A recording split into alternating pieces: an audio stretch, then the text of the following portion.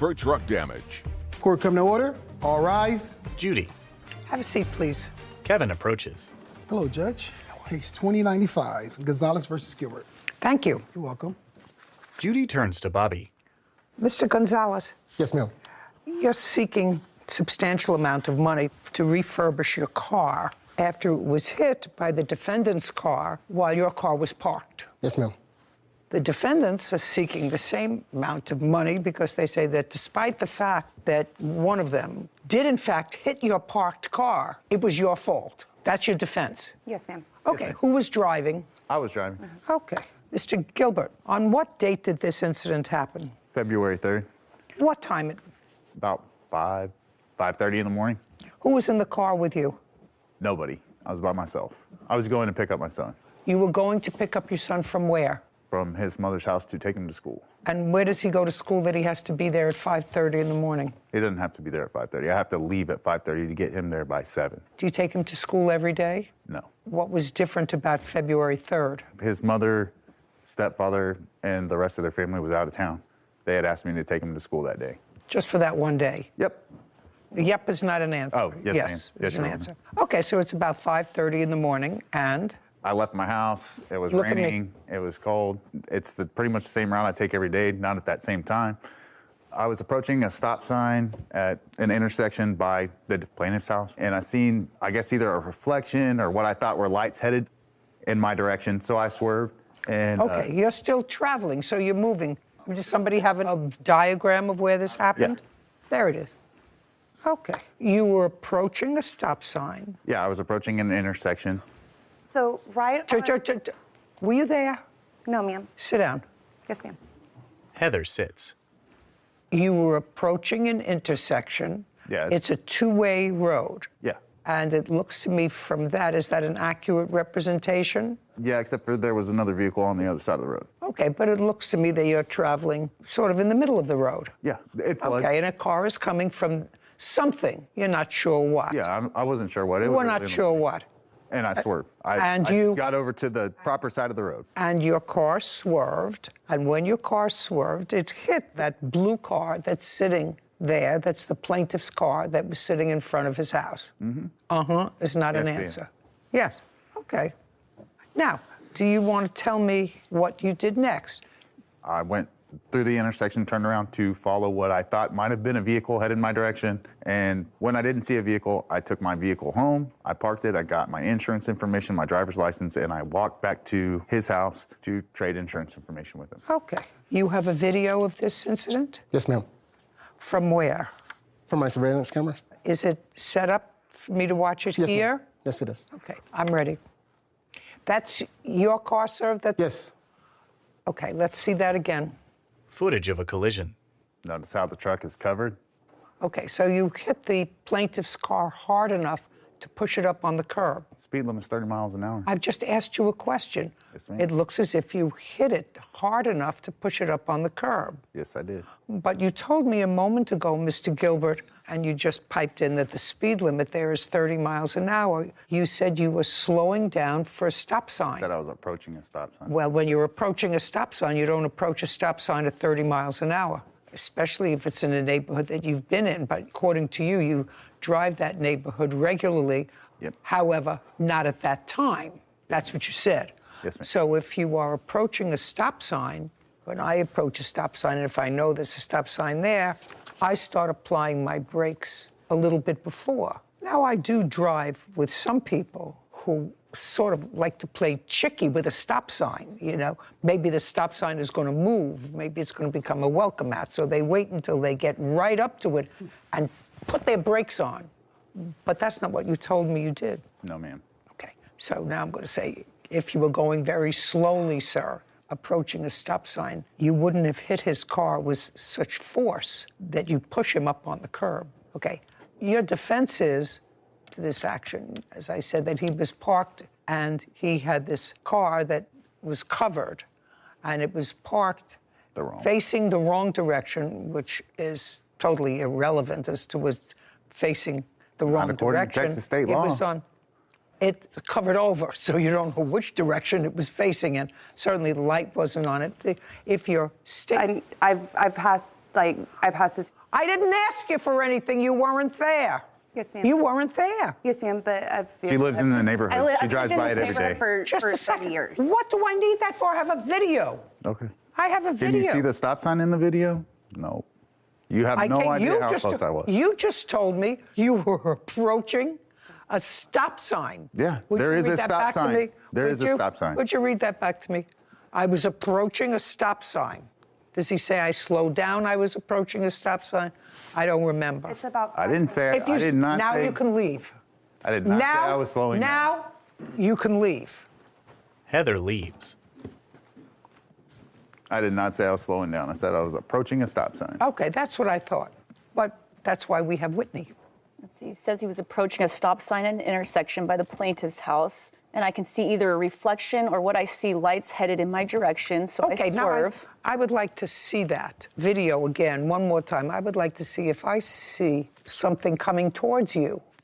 Actually, I don't see another vehicle coming towards you. Is that a truck parked there? It's a food truck behind it. It's like catty corner to his vehicle. There's a food trailer there that had all of the light, like right. A food truck on the other side of the street. Yes, ma'am. A food truck that you could see, but that's parked. Well, I assume since there was no actual lights coming, I assume maybe that's what light reflected off of. You don't assume anything. All you know is you saw something that made you swerve. Yes, ma'am. Whether it was there or not there. So am I getting the fact that your total defense is based on the fact that his car shouldn't have been parked there? Yes, ma'am. Or covered.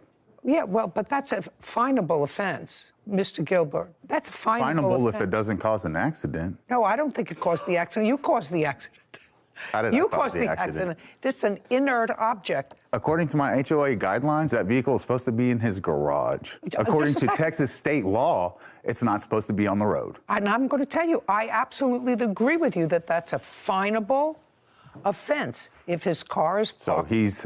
So you're trying to interrupt me. Okay. That it's a finable offense. The question is his car being parked illegally the proximate cause of this accident? That's the question. Would that be a fair? It is. I didn't ask you a question unless you went to law school. Huh? No, ma'am. Unless you went to law school. Am I in the realm? You're closer than that, was Palsgraf versus Long Island Railroad. His car may have been parked in the wrong spot. Yeah.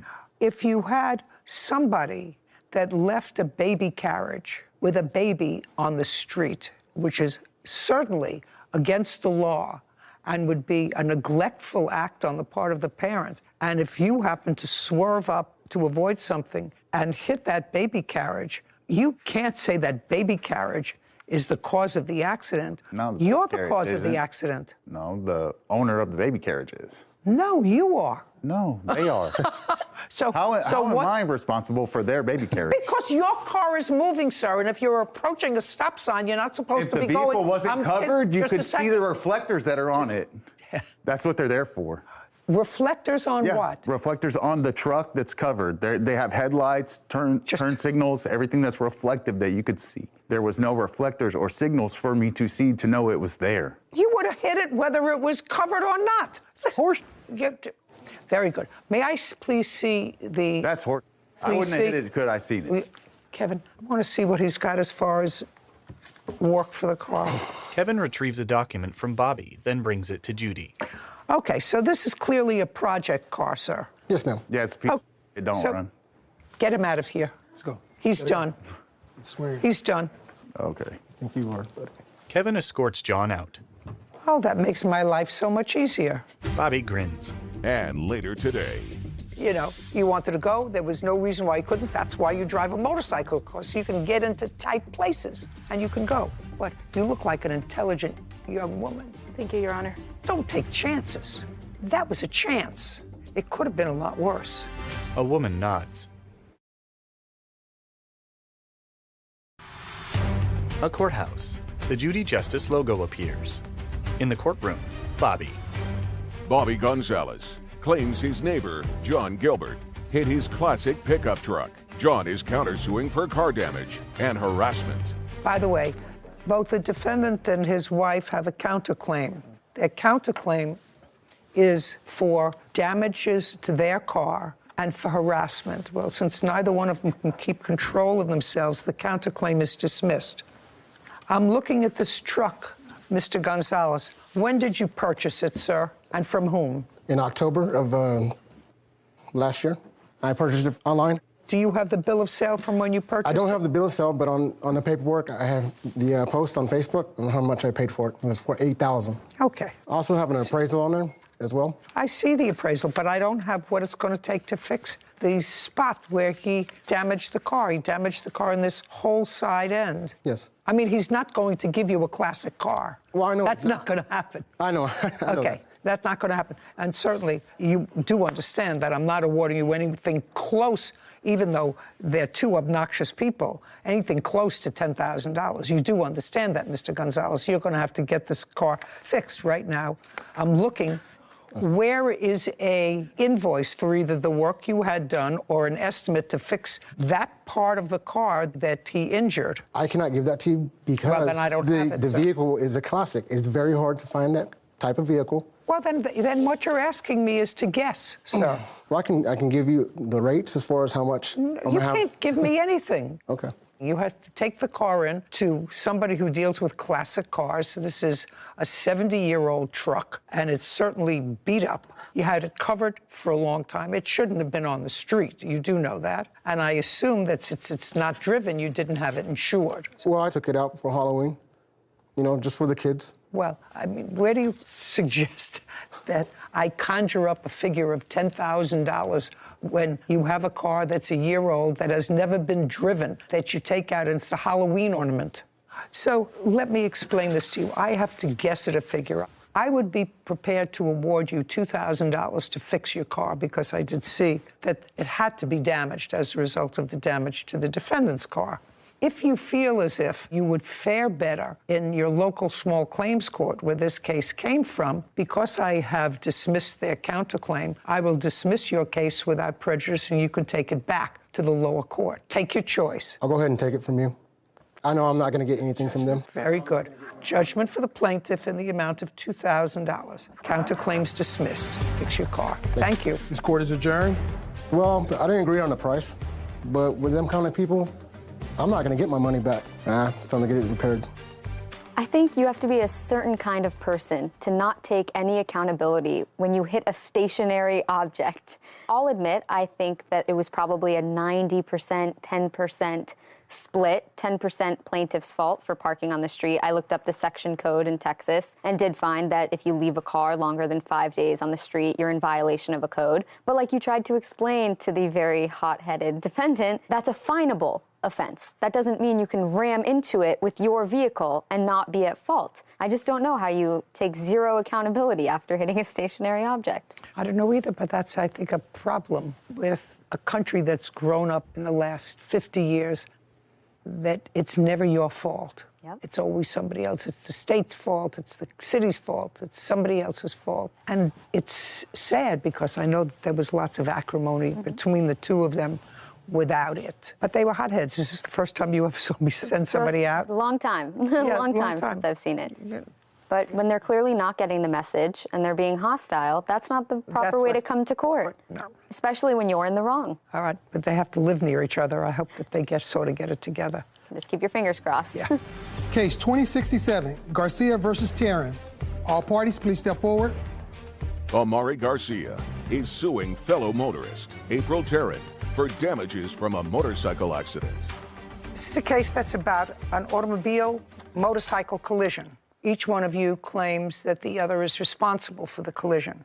Miss Garcia, you were riding the motorcycle? Yes, ma'am. And you were in your car? Yes. Okay. And this happened on what date? March 21st, 2022, around 3 p.m. In what state? California. In the state of California, are you required to have insurance on a motorcycle? Yes, Your Honor. Just liability? Liability if it's paid for in full, correct. Yes, Your Honor. And were you insured on that date? Yes, Your Honor. And you were driving a car? Yes. And was your car insured on March 21st, 2022? Not at the time. So the answer is no? No. Did you have a valid driver's license on March 21st, 2022? Yes. From what state? California. What kind of car were you driving? A 2011 Nissan Sentra. Was it a new car for you, or did you have it for a while? It's a new car. I purchased it 3 weeks prior to the incident. And if you bought it 3 weeks before, how come you didn't have liability insurance? I was looking for insurance, and plus, at the time, I hadn't received my paperwork. It was still in the other person's name at the used car dealership that I bought it from. Your Honor. You know you're not supposed to be driving a car, Miss Taryn, without insurance. Yes, I'm aware of that. Okay. You wanted to say something? Yes, Your Honor, thank you. I have proof that April Taryn purchased her vehicle February 8th, 2022. She drove uninsured for 41 days, and it was not from a lot. It was from someone off the street. I have the proof for that. I'd like to see it. Yes. Amari hands a document to Kevin, who brings it to Judy. For $2,050. Judy reviews it. Well, this car that you registered, the selling price was $2,050, according to this. No, it wasn't. And Well, I'm going to show you vehicle and transfer law. This is 2011 Sentra, and it was signed, but it's LLC. That's his company. Okay. So it wasn't off the street, but it said the selling price was $2,000. That's what this says. I don't have my paperwork in my car. Want to show this to her? Kevin brings the document to April. I just want to get some basic facts first, and then I'm going to go to the incident. But that's and No, the person, the seller. you know, I have my paperwork in my car. Well, but you understand that that's I understand what what you said because it's right there. That's Yes. okay. We have a diagram. This happened on March 21st, 3 o'clock in the afternoon. You had no insurance, and you were traveling in the bike lane. No, that is not true. I shared the lane of the car on the right. I would never go into a bike lane. That is disrespectful to the road and riders. Just a second. Are you allowed to share a lane with a car and a motorcycle? That is your right, yes. I know Foothill. Is that where you were? Yes, Your Honor. And at a certain time during the day, Foothill becomes very trafficked. Yes. And the cars sometimes get stopped because there's a light, right? Yes, Your Honor. Go over to there, Miss Garcia, and show me, please. Amari approaches the diagram of the accident. Where you were positioned before you say that you were traveling in the same lane as a car. Your Honor, I was directly behind this car. Okay. Directly behind You the were car. directly behind that car. Yes. And that car was stopped. They were slowing to a stop. No, they were stopped because they had to have been stopped because that's why you went around him. They were slowing to a stop. By the time I got around here, they were stopped. I didn't want to veer into here. I was slowing down. I was around 25 miles per hour. This lane at the time was too close. So I shared this lane on this side. Miss Garcia, I got it, Miss Garcia. You want me to appreciate the fact that you wanted to get around the stopped car and you wanted to continue to go straight, correct? You weren't turning. You wanted to go straight. I was going straight, correct. And so you want me to picture in this tiny mind of mine that instead of going into a perfectly clear bike lane, you inched your way at 25 miles an hour in the same lane as a stopped car. Yes. But This diagram, you know, I find that hard to believe, Miss Garcia. Your I Honor, really find that hard to believe. You may be in the right with regard to this, but I find it hard to believe. the because roads you- are very wide. I have the actual police photo document of that. I'd like to see it. Yes, Your Honor. Amari returns to the plaintiff's table, then produces a document and hands it to Kevin. Right here. And I'd like to see the This police picture. report as well. Is there a police It's report? attached to this. Fine. Kevin brings the document to Judy. Because as you were traveling straight, the defendant was making a left turn. She was making a left turn because the two cars there were stopped, and those were the only two traffic lanes there. Now, I don't know whether she could see whether it's a motorcycle or a bicycle traveling in the bike lane, but what happened was she was making a left turn. According to this, you went into her passenger side. Is that correct? Yes, Your Honor.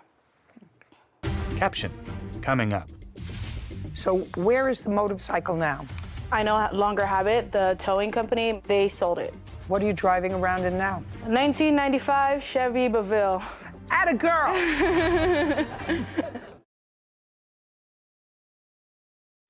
A courthouse. The Judy Justice logo appears. In the courtroom, Amari and April. Amari Garcia is accusing fellow motorist April Taryn of damaging her motorcycle. April claims Amari was illegally driving in the bike lane. Judy reviews a document.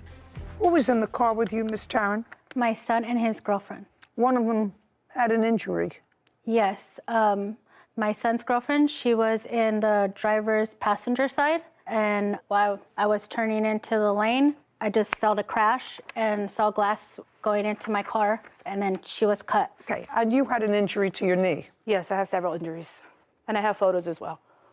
You understand, Miss Tarrant, that the police interviewed witnesses. The witnesses were in the stopped cars. Yes. And at the end of all of their interviewing process, they determined that you were the cause of the collision. That's what it says. And I don't... It says that you caused the collision by violating Vehicle and Traffic Law 21-8001, failure to yield when making a left turn. I determined the cause based upon the parties involved and the physical evidence. That's what the police determined. Okay, well, then that's an easy, based upon the police report, because each of you were going to tell two different stories about what happened that day. Police were there, they looked at the physical evidence, they looked at the injuries, they looked at the damage to the roadway, they interviewed independent witnesses, and that was their determination. I understand, Judge, but the police report had some inconsistencies where, like, she was driving in the bicycle lane, which is against the law.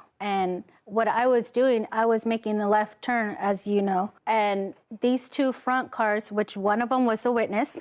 Yes, that car paused to let you make a left turn. Yes, both lanes. And I was... No, you said both lanes. Both lanes paused. Well, that's what you say. Yes. That's what you say. That's not what this says. See, but they both did. And as I was approaching... But I'm just telling you. No, I know. Yeah, that's but what I'm just telling you. That's not what this is. That's what you say. There was nothing that prevented those two cars from going. Exactly. There wasn't a traffic light. There wasn't a stoplight at that spot. Yes. And there was heavy traffic. Yes. So it's your responsibility to make sure if you're making a left turn that you have to yield to all oncoming traffic. And so the fact that you didn't see her is really not relevant. And as long as you understand that this police report supports Miss Garcia's claim that you caused this accident by making a left turn when you shouldn't have been making a left turn, that's what this says. And that, you know, at the end of the day, it's an accident. That's why it's not called an on purpose. It's called an accident. Neither one of you anticipated it. As far as I'm concerned, Ms. Garcia, you're entitled to be compensated, but I'm going to suggest this to you. If I'm driving a motorcycle, which I would never do, just for me, I think it's wacky. I think there are enough crazy people driving around that I like about 2,000 pounds of steel around me, so that if somebody who is not paying attention and there's an accident, I like to be safe. My first car, when I was 17, all my friends were getting these cute little cars, you know, that were convertibles, and my father bought me a 15-year-old blue and white Cadillac sedan. It was so embarrassing to drive around in that car. It was a boat.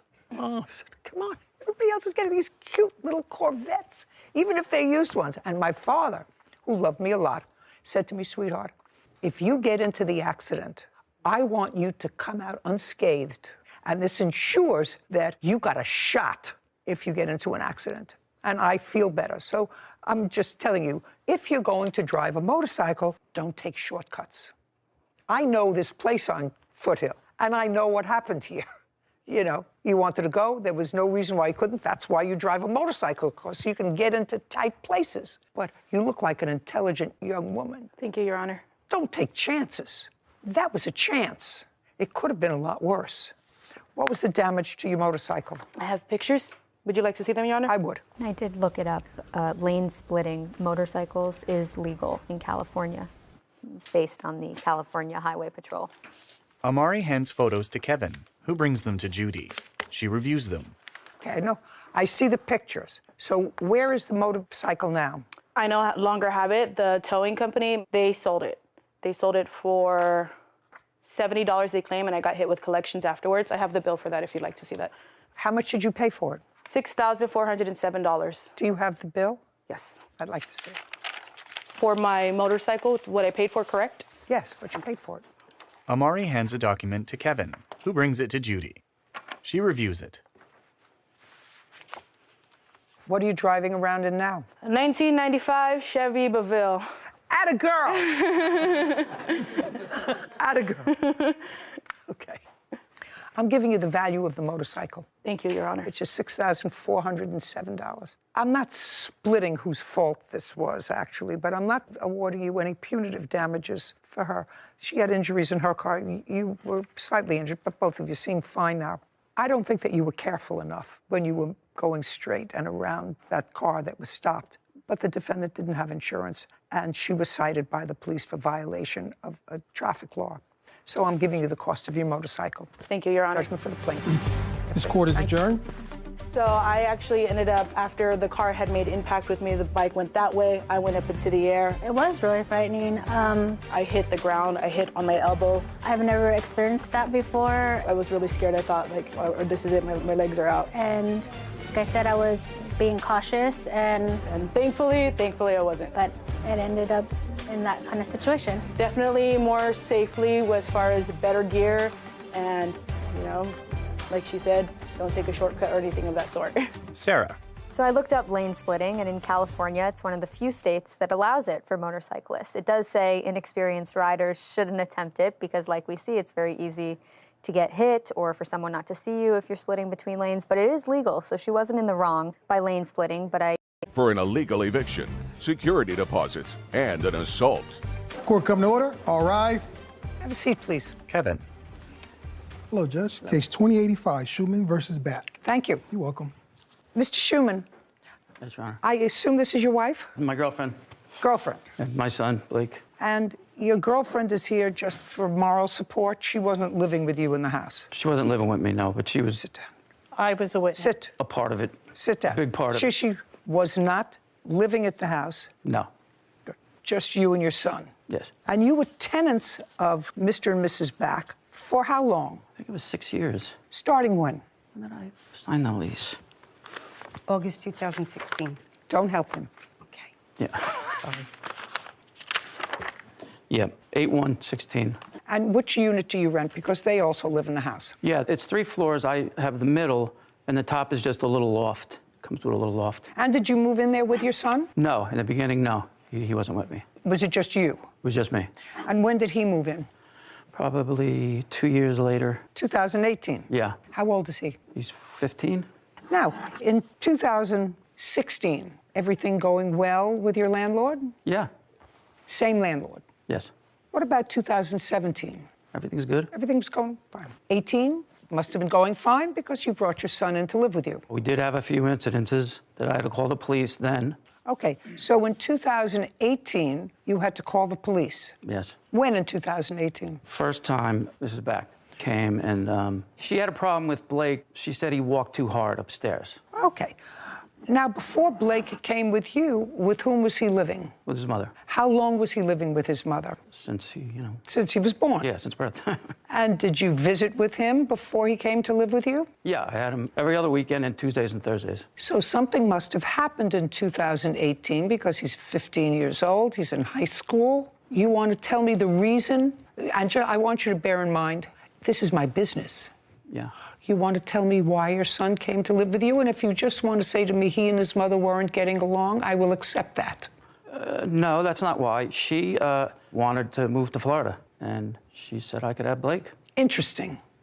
Okay, so the first time you started to have trouble was when your son came and Mrs. Back said that he was walking too loud, making too much noise upstairs. Yeah. And how did she communicate that with you? Well, Mr. Back was really the one who had the problem. At night, because Blake would go from his bedroom to the bathroom, and he walked too loud. That was it. So what did you do? Well, that was that. I want to know why you called the police. Well, why you called the police was because finally, this was the following year when she... Just a second. So that was it. In 2018, they told you that your son was walking too heavy. Yeah. In the middle of the night, going from his room to the bathroom. Yeah. Okay, but that didn't require a call to the police. So I'm waiting. Well, this is not a well. You call the police. I want to me. tell you something. I've been a tenant for most of my life. I've never called the police on the landlord. So this is not an answer that starts with well. When was the first time you called the police regarding Mr. and Mrs. Back, and for what reason? She illegally entered my apartment. She used her key to come into my house. Okay, don't speak. I told you not to speak. Okay, I'm sorry. When did she use a key to come into your apartment? What time of the day? No, It was month. the day and, month. I don't remember. I mean, I have the police report. Oh, I'd like to see it. Yeah. Well, tell me. The door was open, Your Honor. Sorry. What part don't you understand? You want me to just grant his application and say goodbye to you? I'm sorry. Sorry. I know I had it. No, I have it, but You have it, but you don't have it. well, Okay, so that was sometime, according to you, in 2018/19, she entered your apartment without your permission using a key. yes. And as a result of that, what happened? Well, the officer It's came. not a well. Yep, the officer So came. she came in and you found out that she had been in your apartment. How did you? Yeah, I was how upstairs. did- I was in the apartment and she came in. Oh, she used her key Yeah, and came in and you were there. yes. Tell me about that incident.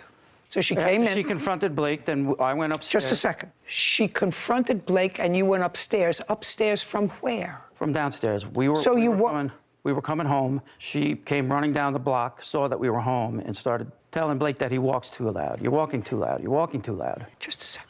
She's in the street. She was coming. She saw us and she's coming You back. said you were outside. You were outside. First you tell me, if I'm not mistaken, Whitney, he said he was in the apartment when she came in. Yes. Is that correct? Yes. Okay. First you told me you were in the apartment. That's not accurate. This happened outside. Yeah. Yeah. So it happened outside and she was yelling at your son that he was walking too loud. Yeah. Yeah, not yeah, yes. Yes. Okay.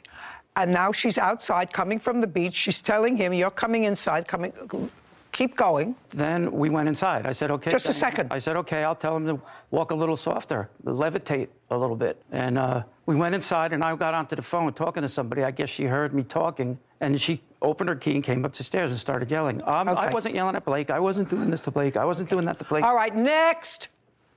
Next. Next. I'll tell you what this case is about so that everybody understands what this case is about. You're claiming that they illegally evicted you. That's one thing. You claim that they have your security deposit. And what else do you want? You say that there was a simple assault because when yelling at you, one of them spit on you. It was a lot more than yelling. I don't care what's yelling. Nobody hit you. That's either a yes or a no. No. Caption coming up. You panicked. Yes. Because somebody was looking for your father and you knew it was the landlord. No, I didn't. I thought someone was trying to break in. Blake, let's get real, okay? Let's stop with the scripted scenario that your father is giving you. Because if don't speak.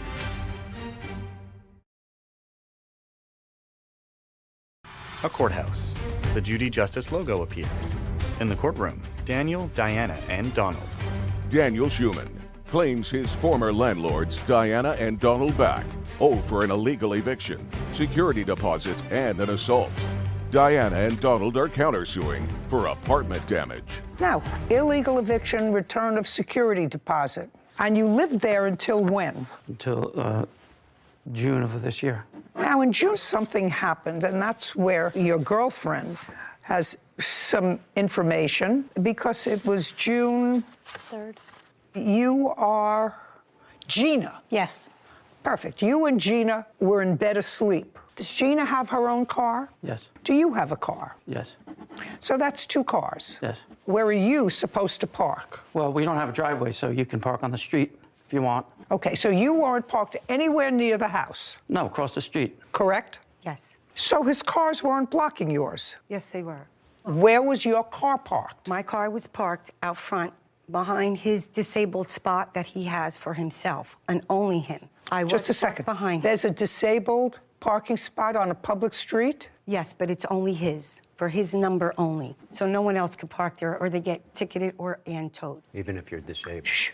Yeah, even if you're disabled, you're not allowed. Did you get a spot assigned to you, sir, assigned to your car because of a disability? Yes. What's the nature of the disability? I had 2 cracked vertebrae in my neck. I dislocated my left shoulder.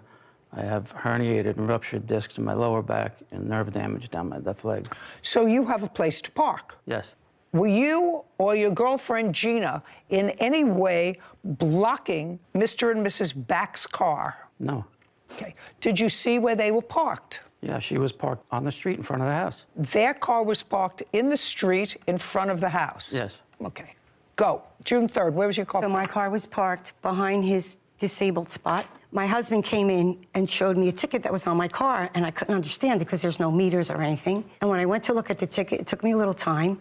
I checked it. It was for unregistered vehicle. First time in my life I've ever done something like that. I went online right away because I said, I know I did this in April in my mind because I do everything online. Obviously, I never sent it through, and I didn't realize it. Cops in the town have a scanner. They scanned my card, they gave me a ticket. I'm responsible for that. I understand that. But when I spoke to the cop, he said... No, don't tell me what the cop said. Well, I can get a ticket every 12 hours. So I panicked. I said, okay, I'm going to try... Now I understand what's happened. But I needed to get my car Just a off the second. road. So now I understand what happened. She got a ticket parking on the street. And the ticket for parking on the street was for having an unregistered vehicle. Yes. Your car was not parked in your designated handicapped spot. Instead, you and Gina were parked in the street. Yes. So she came to you to ask you to take your car and put it in your handicapped spot so that she could park in the driveway. No. Well, we just asked for, just needed one of them. Can you see, Just a look second. at this picture? Just a second. And then you'll understand what I mean. You asked one of them to move their car? I tried to just get in touch with both of them at this point, just get their attention. You said, Miss Back, no to me very fast. I want you to listen to what I ask them said. to go in. There's six parking spots on this lot. So I didn't need him to go in his spot, is what I'm trying to say. It doesn't matter. I just needed him You need to move? get through. He could have stayed there the whole night if he wanted to. Okay. And what time was this? My husband walked in about 20 to 9. I started to look it up, thinking that something was wrong. By the time I figured that out, then I knocked on the door. Just a second. No Give me a answer. time that you went to his door to knock at the door. I started knocking on the door about 9 o'clock, a little bit after, maybe 9 o'clock. And then I proceeded to text, and I proceeded to call. Okay. Now, prior to that, Mr. Schumann, prior to that date, at about 9 o'clock, when was the time immediately prior that you called the police about the behavior or a complaint about Mr. and Mrs. That was Back? after. Shh. Okay. What don't you understand? When I called the police, it was probably about 9:45. No, prior to that night, when she wanted you to move your car, when was the time immediately preceding that you called the police about any conduct of Mr. and Mrs. Back? Yeah, I don't remember the date. Give me the month and year. Oh, wow. It was... So far, we have maybe 2018. Maybe 2020. So that was the second time that you've called the police? Yeah. I'm sorry. You keep saying that. Okay. 2020. What was that about? What that was about was she was downstairs with her friends. They were smoking so much marijuana that we couldn't breathe on the second and third floor. And Mrs. Zanino called her and said, you guys got to knock it off. You got to stop. We can't breathe up here. Had to open the windows, had to turn on fans, and I had Blake there. May I see the police report? That one I don't have. They wouldn't give it to me. They said... Just a second. That they said you don't have that police report, but that you called because of smoking marijuana. Yes. Okay. And that was the time immediately preceding the call at 9:45 in June of 2022. Yes. There were no calls in between. No. Is that correct? One after, but not before. One after. 2 days later. 2 days after the altercation. Yeah. After the altercation. Okay. So now, according to you, you and Gina are in bed, sound asleep at 9 o'clock. Yeah. Where is your son? He's downstairs on the second floor. That's where his bedroom is. Okay. But downstairs, when you want to get in, do you get in from the second floor or the third? Come in the house, you got to come in from the first floor. And then... Walk up a flight of stairs. So you have to pass where your son is. Your son is on the second floor. Oh, yeah. If I'm going up to the loft, the bedroom door is right there. Yeah. Okay. What's your son's first name? Blake. Blake, stand up. Move over next to your father. Blake rises. You're 15 years old? Yes. 15-year-olds don't go to sleep at 9 o'clock at night. June 3rd, 2022. Where were you? I was in the bathroom. You were in the bathroom? Yes. All night? No, not all night. Well, when were you in the bathroom? Around 9:30. When did you hear banging on the door? It was around that time. It was around 9:30? Yes. What did you do? Well, I didn't know what was going on. No, you heard banging at the door? Yes. Did somebody say something? Not. Look at me. All you have to do is remember this. Don't speak, Mr. Schumann. Don't speak to him. No, he's nervous. Don't speak to him. He won't have to be nervous if he tells the truth. So you see, you just have to cool it. Do you understand? Yes, Your Honor. Perfect. Caption coming up. You have people who call the police on you all the time. You're going to get down on the ground, kiss the ground, and say, thank God for they're not in my house anymore. Do you understand? Kind of. He's happy. What do you mean, kind of? Well, what do you I mean, wasn't kind ready for the change at the time. of? You sound time. ridiculous.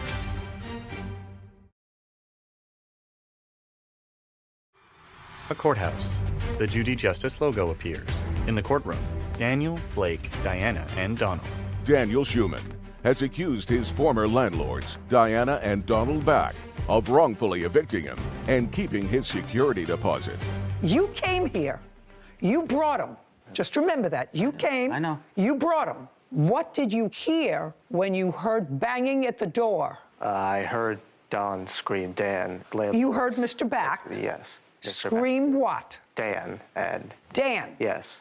And that's your father? Yes. How many times did you hear him scream Dan? Only once. Once. And are you out of the bathroom?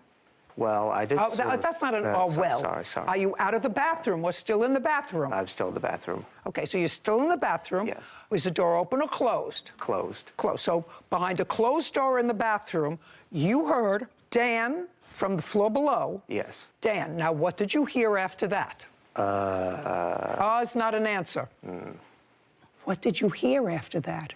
Dan. Now, you knew somebody was looking for your father. Oh, well, I panicked, sort of. You panicked? Yes. Because somebody was looking for your father and you knew it was the landlord? Yeah. You knew it was the landlord? No, I didn't. You just told me that... I thought someone was trying to break in.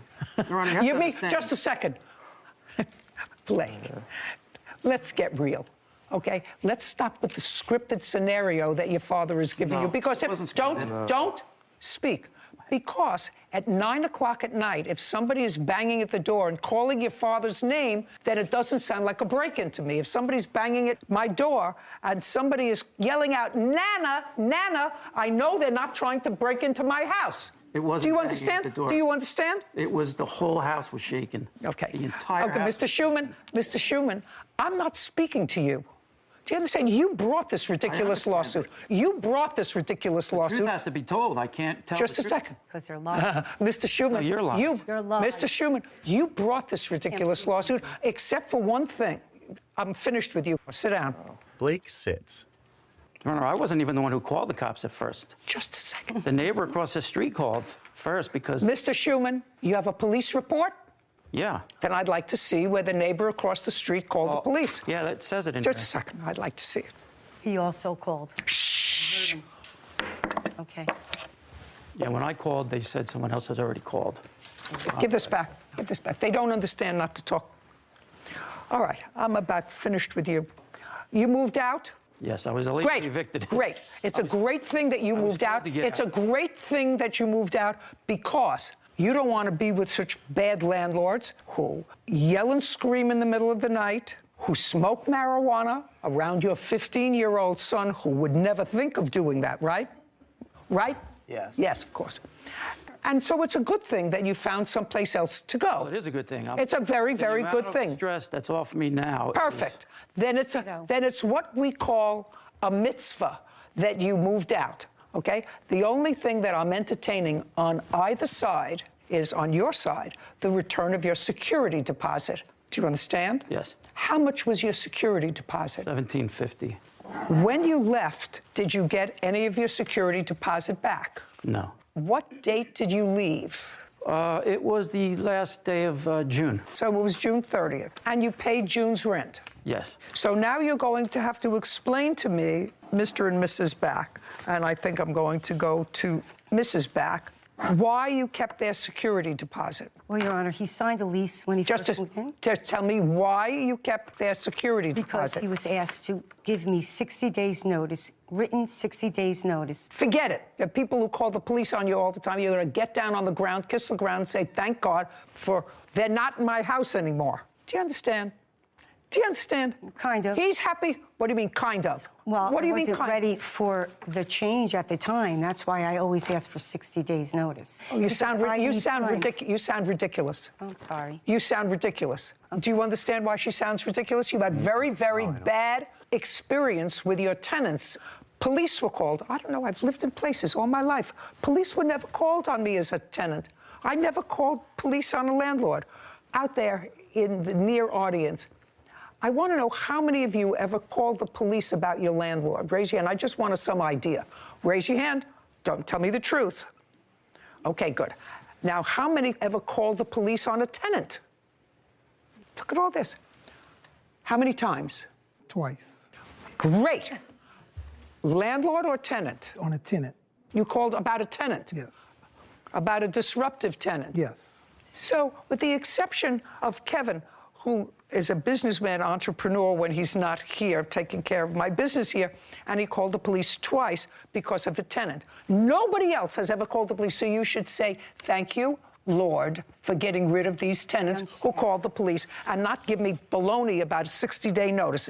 Now, if that's why you kept their security deposit, which is what you said to me, right, then he gets a security deposit back, $1,750. And that's the only reason you gave me. It's $1,725, but Just I a second. didn't finish. $1,725. You did finish. I said, what was the reason? I asked you twice. Well, what was the reason? And what was the reason? I was letting him go from the 17th when he texted my husband to the 17th. The only thing I wanted in return is access. He said, no, see you in court. So I turned around and held him to his lease. Very good. Not here. Not here. Okay. $1,750. He gets a security deposit back. $1,750 or $1,725? It's $1,750. Take a look. Let's get the number right. The lease. This is fascinating. He signed his lease that says $1,725. Okay. You have information to the contrary, Mr. Schuman. No, she's right. $1,725. $1,725. Judgment for the plaintiff. We're done. Counterclaim is dismissed. We're finished. That's it. Court is adjourned. Diana, then Daniel. Judge Judy was right about I should be counting my blessings that they're gone. It was over a silly parking spot. I'm glad he's out, but I don't think he deserves his security. I mean, I couldn't teach him how to levitate. Yeah. I tried, much as I tried, we couldn't get it. Sarah and Judy.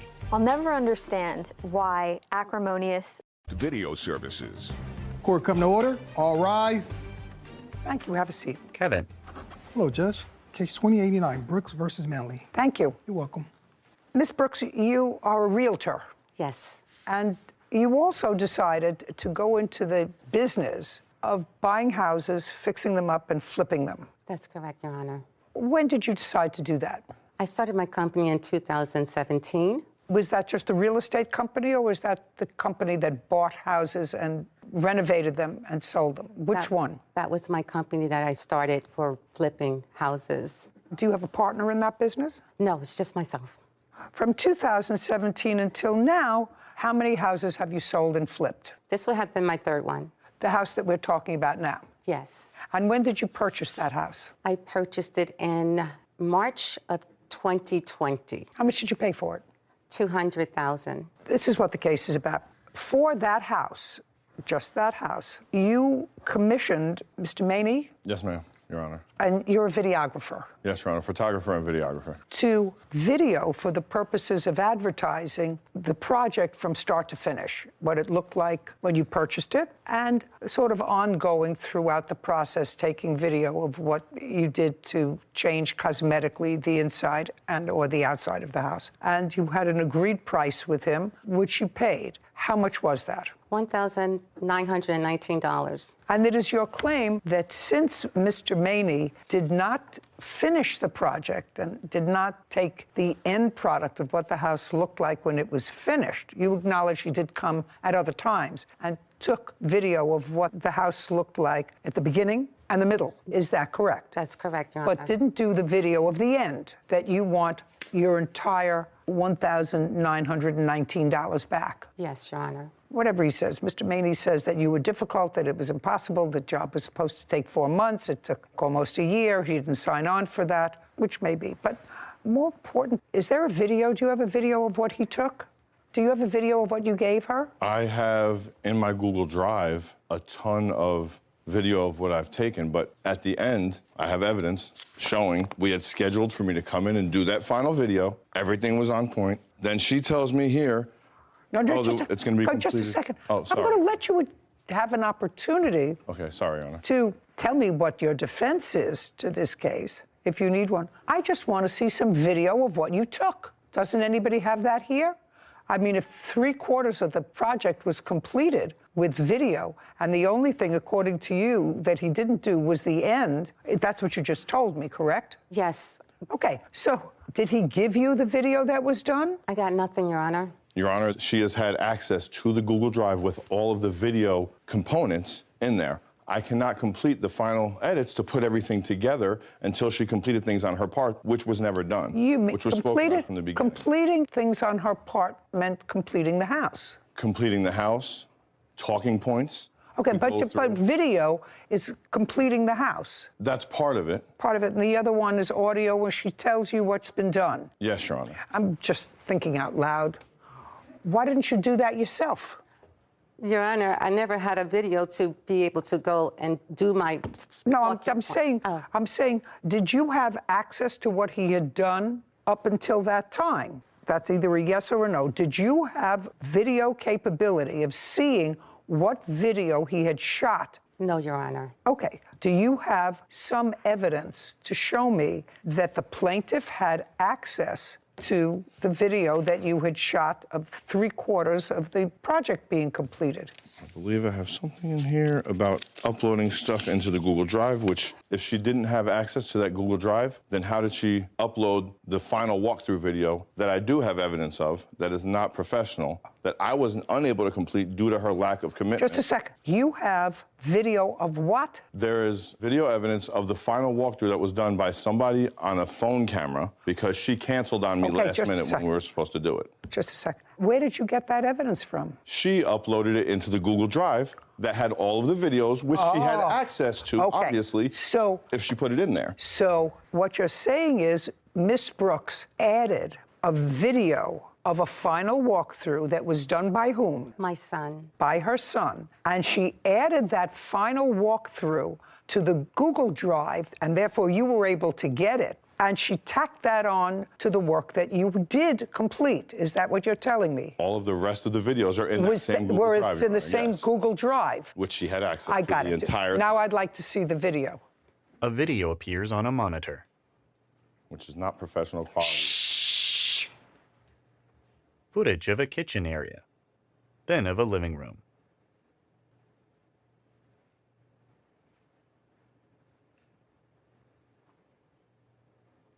Judy turns to Rosa. What did you do with that, Miss Brooks? Your Honor, what did you do with it? Nothing. Caption coming up. At first you told me you didn't have access, that you never saw them. Then they were available to you and your son to be able to look at them. You say you never looked at them. I actually find that unbelievable, Miss Brooks. I find it unbelievable that you had them and you didn't look at them.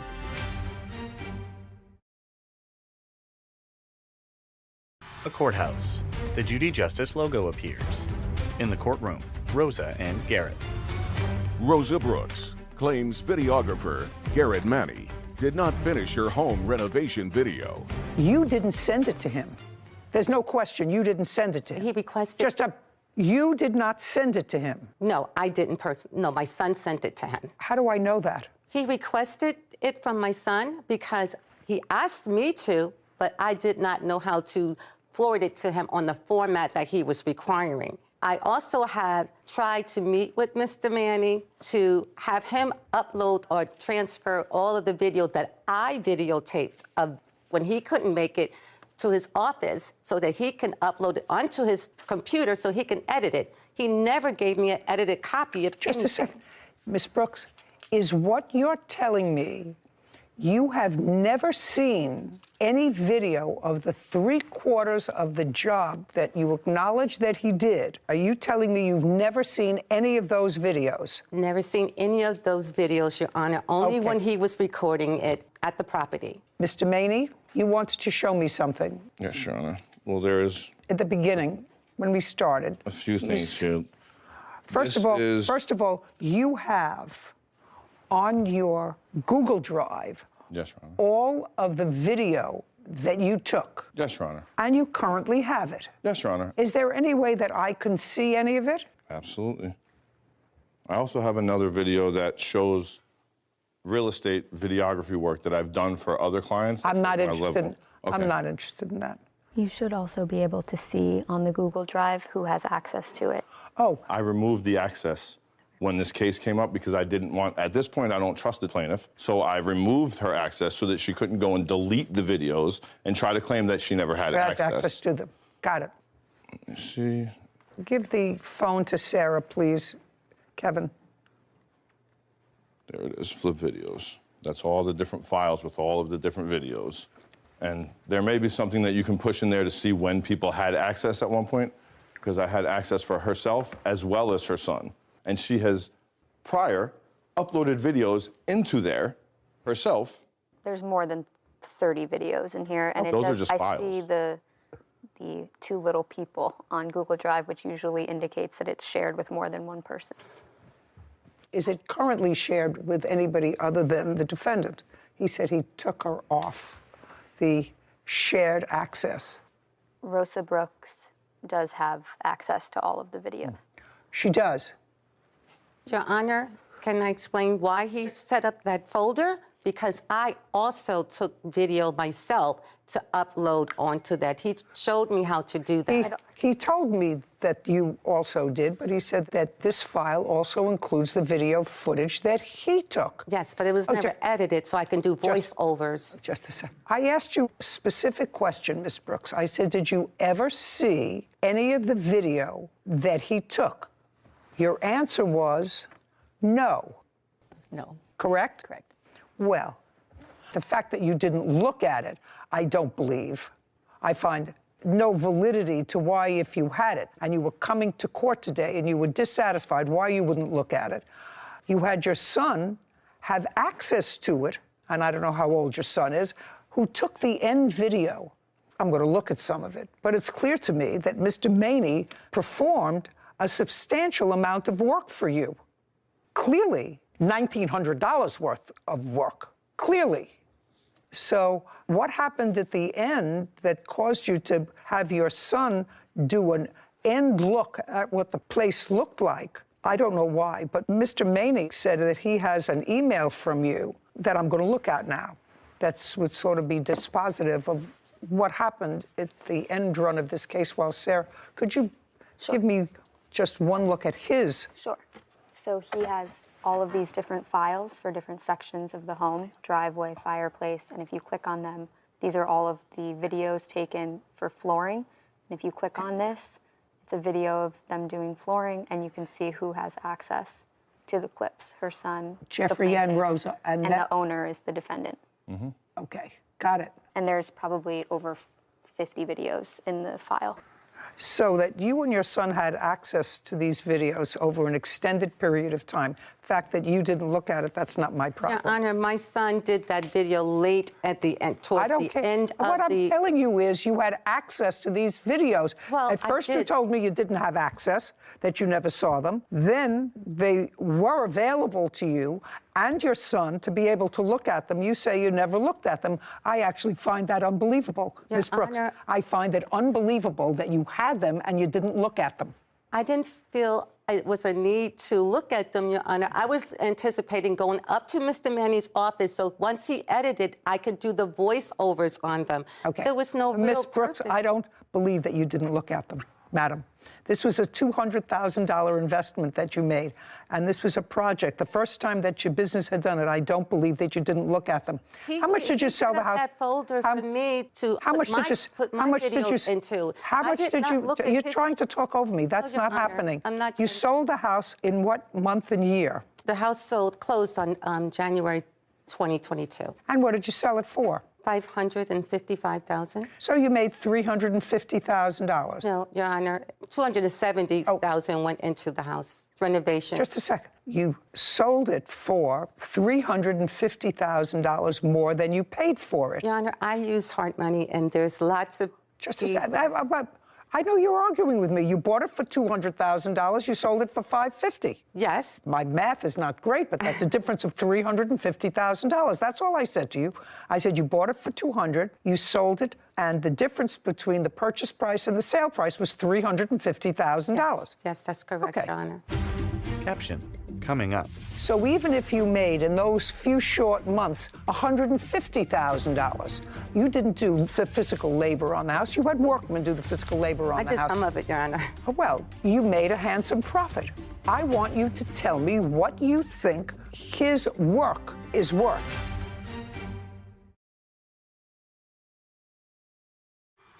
A courthouse. The Judy Justice logo appears. In the courtroom, Rosa and Garrett.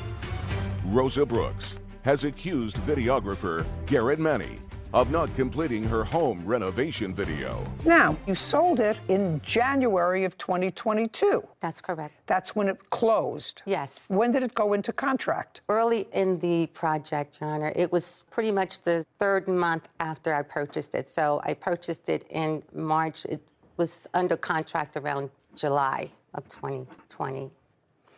Well, there was a lot of back and forth and a little bit of cancellation on your part back in December. You needed a little wiggle room.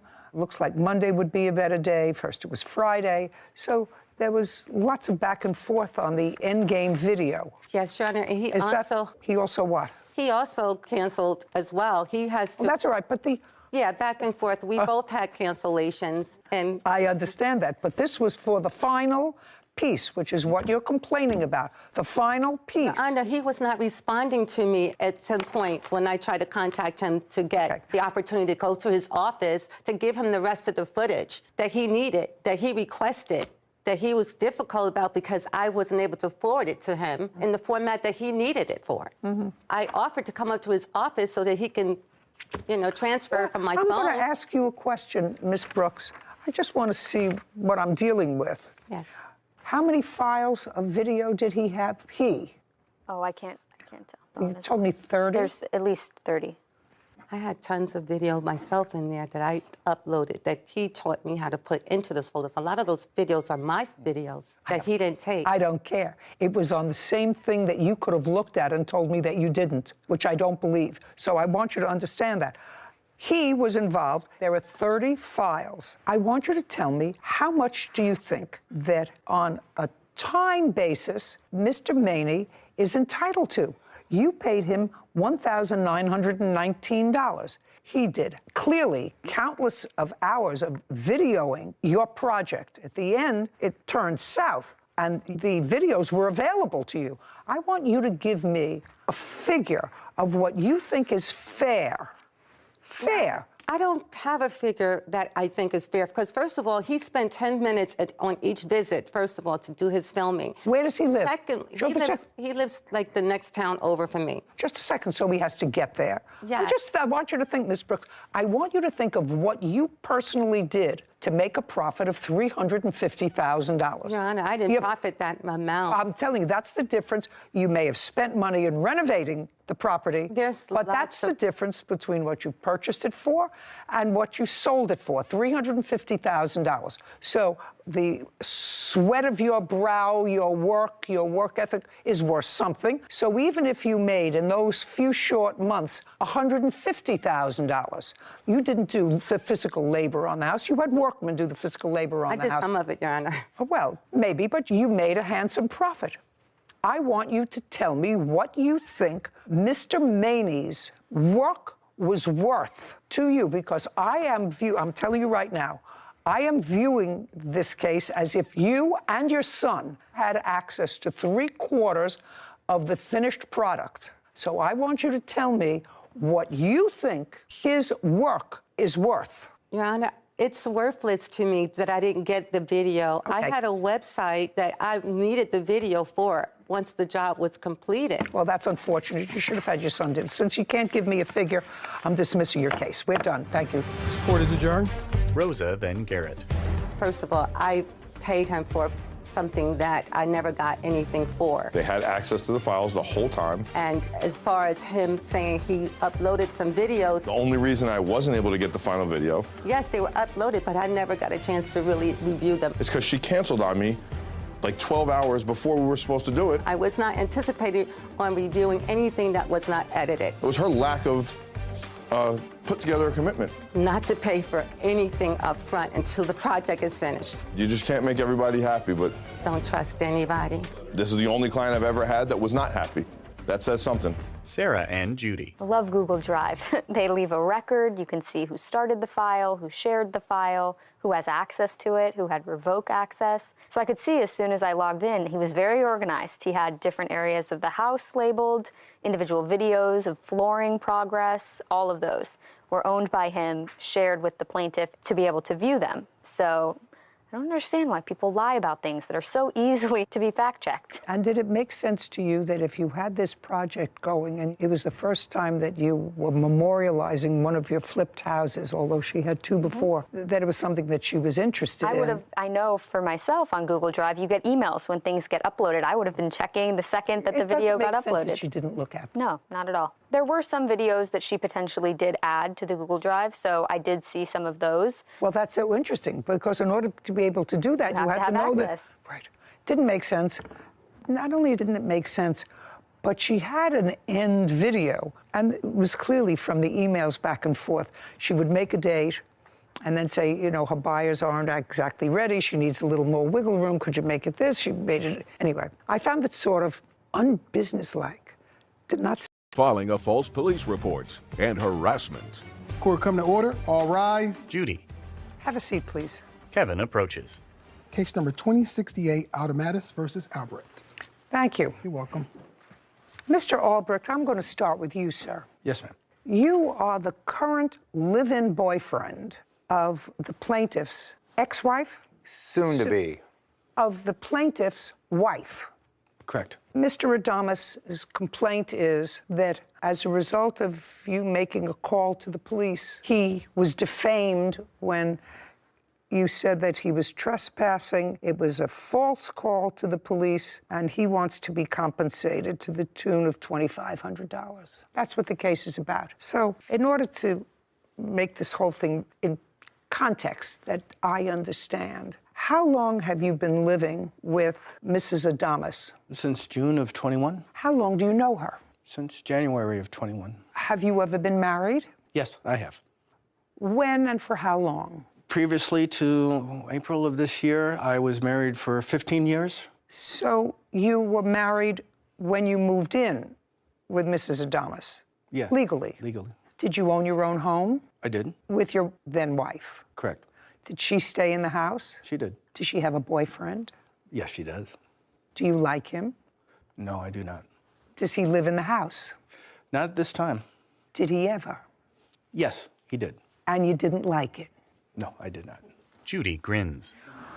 So I want you to understand that there is maybe a reason why the plaintiff resents you living in a house that he owns with his still wife, and you're living there. Do you understand? I do. Because you sort of have the same situation. You're kindred spirits. Just a minute.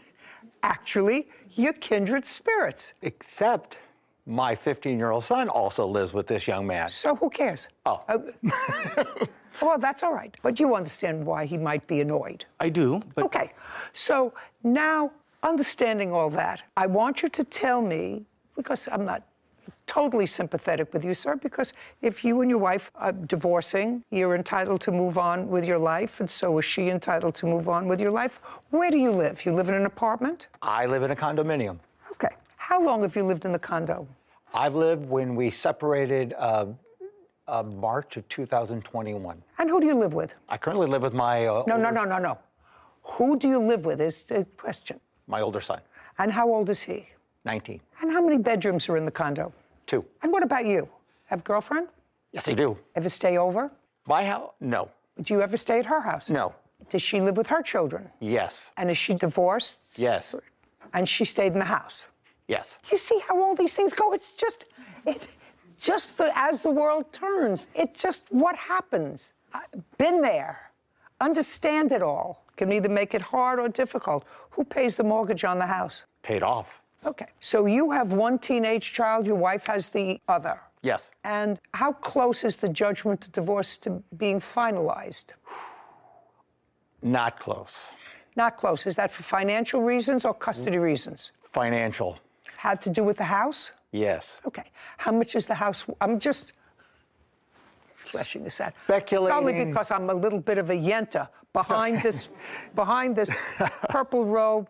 Here's a little bit of a... You know, with the housing market, being a CPA, you know, it's hard to say, you have to do, but I would say somewhere... Why don't you give Sarah the address of the house, and we'll tell you what this estimate is. California. While she's looking that up, tell me when you and your wife purchased it. 2006, August of 2006. And during the course of the marriage, were you employed all the time? 100%. And what about your wife? 100%. So you were both employed and both contributed to the house. Fair statement? Yes. Great. Okay. It's 4 bedrooms, 2.5 baths. The estimate is $552,000. And just for my own curiosity, what's the rub about the house? The rub Come about on, it's simple. The rub about the house is she's now went in and spent an ungodly amount of money on fixer-upper after I moved out and went into a massive amount of debt. The house was fully paid off, and she's now in massive debt. She's put in fixer-upper. No, don't look at her. Okay, that's look what at me. Okay. So she's fixed up the house after you moved out. Correct. And? It's not a problem. Just a second. So what's the problem? There is no problem with the house, meaning that you know we're still debating who's actually going to end up with the house. We haven't decided. Well, you know, whoever wants to be in the house buys the other one out. Exactly. For $260,000. Correct. Okay? It would seem to me that would be easy. I think so. Okay. Now that I've satisfied the Yenta in me, I'm getting back to the case. All right. You called the police. This incident, according to what I read, Mr. Adamus, happened on November 5th? Correct. You went to the house to pick up your son? Correct. Okay. Was that a meeting that had been arranged before? I have visitation every 2 weeks. Every 2 weeks when? Every other weekend. Well, so was this a weekend? Yes, that was one where I was going to go pick him up. Okay. Had you spoken to him? Yes. And so he was expecting you to come at a certain time? Absolutely. What time? Approximately there, we'd arranged about 7:15, that 7:15, 7:30 that night. Okay. And you had visitation fixed by the court, and you had been enjoying that with your son for a period of time? Correct. Okay. What happened when you got there at 7:15? Well, on that particular visit, my wife had taken his key to the house, and I had... No. I told you, don't look at her. Oh, okay. Sorry. Oh, okay. I'm getting sympathetic with her. I just want you to know that. Okay. 7:15, you went to pick up your son, and you were annoyed because your wife had taken your son's key away from him. Correct. And you thought your son should have his key because he was 15. Yes. And? So at that particular time, I No, don't look down. Okay, look at me. I went into the house. I'd never been in that house since I moved out, and so I wanted... How did you get into the house? The door was open. Okay, the door isn't wide open. You mean it was unlocked? Unlocked. Okay, so let's not say the door was open. Okay, the door was unlocked. Correct. Door was unlocked. You don't live there anymore. You live in a condo. Correct. Okay, did you ring the bell? No. Knock at the door? Yes. Nobody there's a bell. Answered. There's a bell. There was a bell. There's a bell. Yes. Didn't ring the bell. Open the door. No, open the door. Yes. Your house, I own half of it. I'm going to ask my wife a question. Yes. Keep going. Walked into the house. At that particular time, she is sitting there with my son. At that particular time, I asked her to get a copy of the key, and we became into an argument. She didn't want me to have a copy of the key. And I tried to explain to her, without a copy of the key, he can't get in the house. If I drop him off at odd hours, then you don't have to be home. So then she got upset. At that point, then I never met Mr. Albrecht before this time.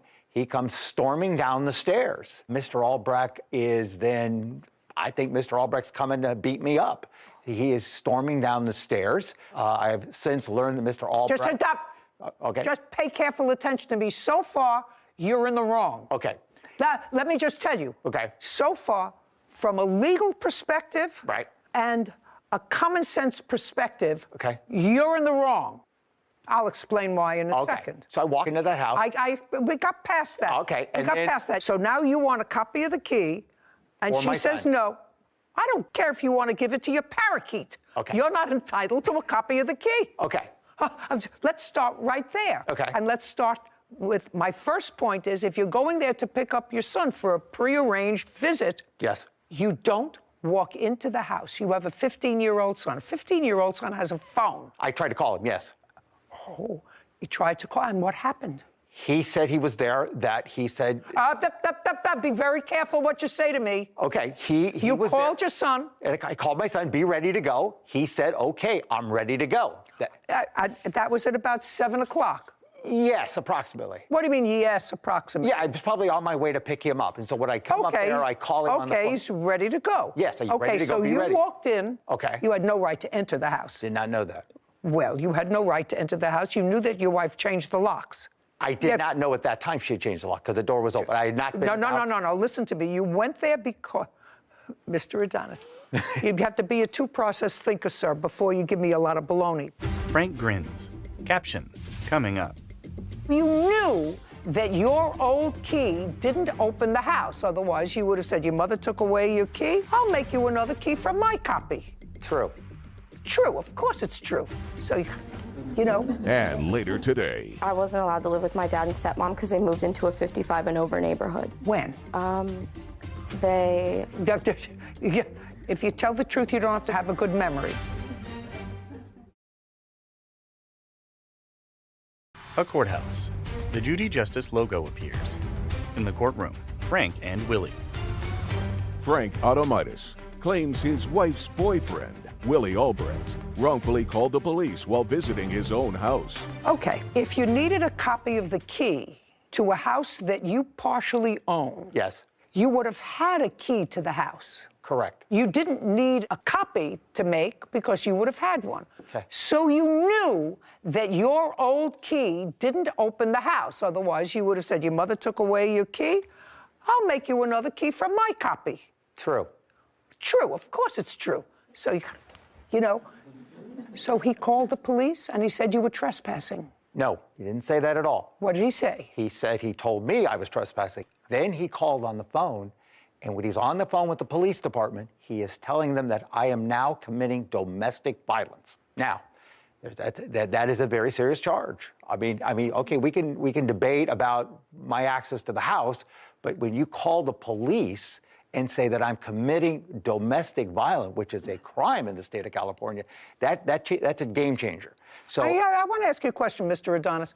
When you walked into the house and you saw your wife and your son, I want to know, when you walked in uninvited, true, your first words were, I want a copy of the key. That's what you said. You said, I want a copy of the key. Would you read that back to me, please, Whitney? I'll go with that. At that particular time, I asked her to get a copy of the key, and we became into an argument. So now you're in an argument, and you're a trespasser. Your case is dismissed. Goodbye. Goodbye. Okay. This court is adjourned. Frank, then Willie. Very, very shocking. She's absolutely correct, as she usually is. I had no idea this was going to blow up into World War III. Because he's all about winning. He didn't get his way. He was throwing a temper tantrum. I feel that he's just trying to do whatever he can to keep me out of the picture. He lives by his own rules. He just simply wants me out of the way so he could take over. Let the courts decide. Judy and Sarah. It's always so unfortunate when people divorce. I mean, the story is this. I could have written this script without even listening to the people. But they have two teenage boys, 15, 19 years old. One's chosen to live with the father. One's chosen to live with the mother. Clearly, the son said to him, Mom took away my key. Mm-hmm. She clearly took away his key for a reason. Mm-hmm. I didn't even want to get into what the reason was, but clearly she took away the key for a reason. Otherwise, she doesn't look like an unreasonable person. Her boyfriend doesn't look like an unreasonable guy. And he was flexing his muscles. Mm-hmm. And the fight is over the house because I gather that's the only real asset they have. Yeah. Anyway, unfortunate when people don't realize that they have to love their children more than they hate each other. So true. Case 2069, Hastings versus Kammer. All parties, please step forward. Ryan Hastings is suing his former roommate, Peyton Kammer, for security deposits, personal belongings, and filing a false restraining order. Mr. Hastings, you and the defendant were roommates? I'm not quite understanding. Yes, correct. Clearly, whether you were roommates or in a relationship. What was it? It was just roommates. When did you start to be roommates? In September of 2020. Did you know each other before? Yes. How? We were just friends that met at a party and hung out often. Starting when? That was in December of 2019. And what made you decide to room together? We were both looking for a place to live, so since we both needed that. We found this apartment together. 2 bedrooms? Correct. And you moved in with animals, Correct. I understand from the complaint. Correct. Cats? Yes. How many? I had 2. I had 2. I didn't ask you anything yet. You had 2. And Miss Kammer had 2. Any other animals? No. So you started to live together during COVID. Correct. Were you working? Yes. Was Miss Kammer working? Yes. What was the rent on the apartment? It was $13.65. And you each paid half? Correct. So far, correct? Was everything okay in 2020? September, October, November, December? As far as rent? No, as far as the living arrangement. Oh, in 2020, yeah, we just had many squabbles, but overall, we were just fine. I'm going to ask you the same question. In 2020, everything okay? No. What happened in 2020? It was emotional warfare since I moved in with him. There was arguments with everything, even simple things like cleaning the dishes, just nonstop. I was terrified of him living with him. I couldn't bring anything up without it being an argument. Okay, so prior to moving in with Mr. Hastings, where did you live? With my parents. How old are you? I'm 21. Is this the first time you had an apartment? Yes. And how far away were your parents from this apartment? Probably like 10 minutes. If you were terrified, you should have moved home. I wasn't allowed to. You weren't allowed to because? Because I wasn't allowed to live with my dad and stepmom because they moved into a 55 and over neighborhood. When? They... If you tell the truth, you don't have to have a good memory. They moved in a little after I moved into my apartment. I moved into my apartment to prepare for them moving out. I just don't want to hear drama. If you had fights over who's going to clean the dishes, I don't want to hear terrified, unless you're terrified. And if you're terrified and you're 21 years old, you go back to where you came from, to your parents' house, if you're terrified. May not have liked it, but that's just kid drama. So, squabbles in 2020. Your lawsuit says that she disposed of your belongings. She filed a restraining order. Yes. As a result of the restraining order, you were evicted from the apartment. Yes. It was a false restraining order. You hired a lawyer to appeal the finding of the judge. Yes. That you had harassed her because this restraining order was based on harassment. Yes. May I see a copy of it, please? I have a copy of the restraining order. Of the order or what it was based on? It said what it has the whole thing. It says what it was based on. Yeah, I see what she has. It doesn't look like it was what it was based on. You do a write-up of what it was based on. Judy reviews a document. On the front page, in a little box, it has a little description of what happened. Okay. So the judge who heard this case, and I'm assuming everything in this write-up is true.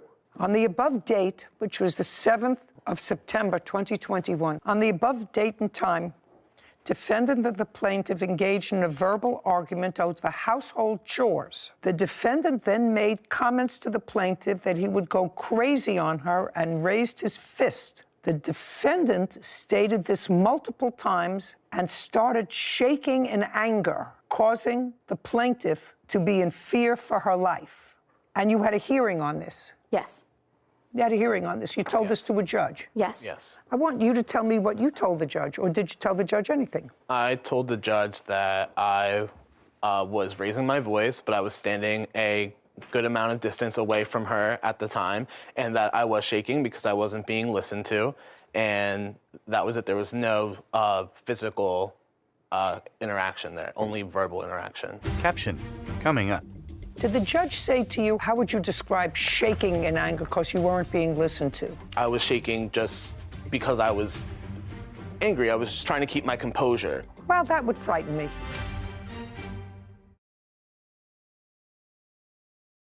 A courthouse. The Judy Justice logo appears. In the courtroom, Ryan and Peyton.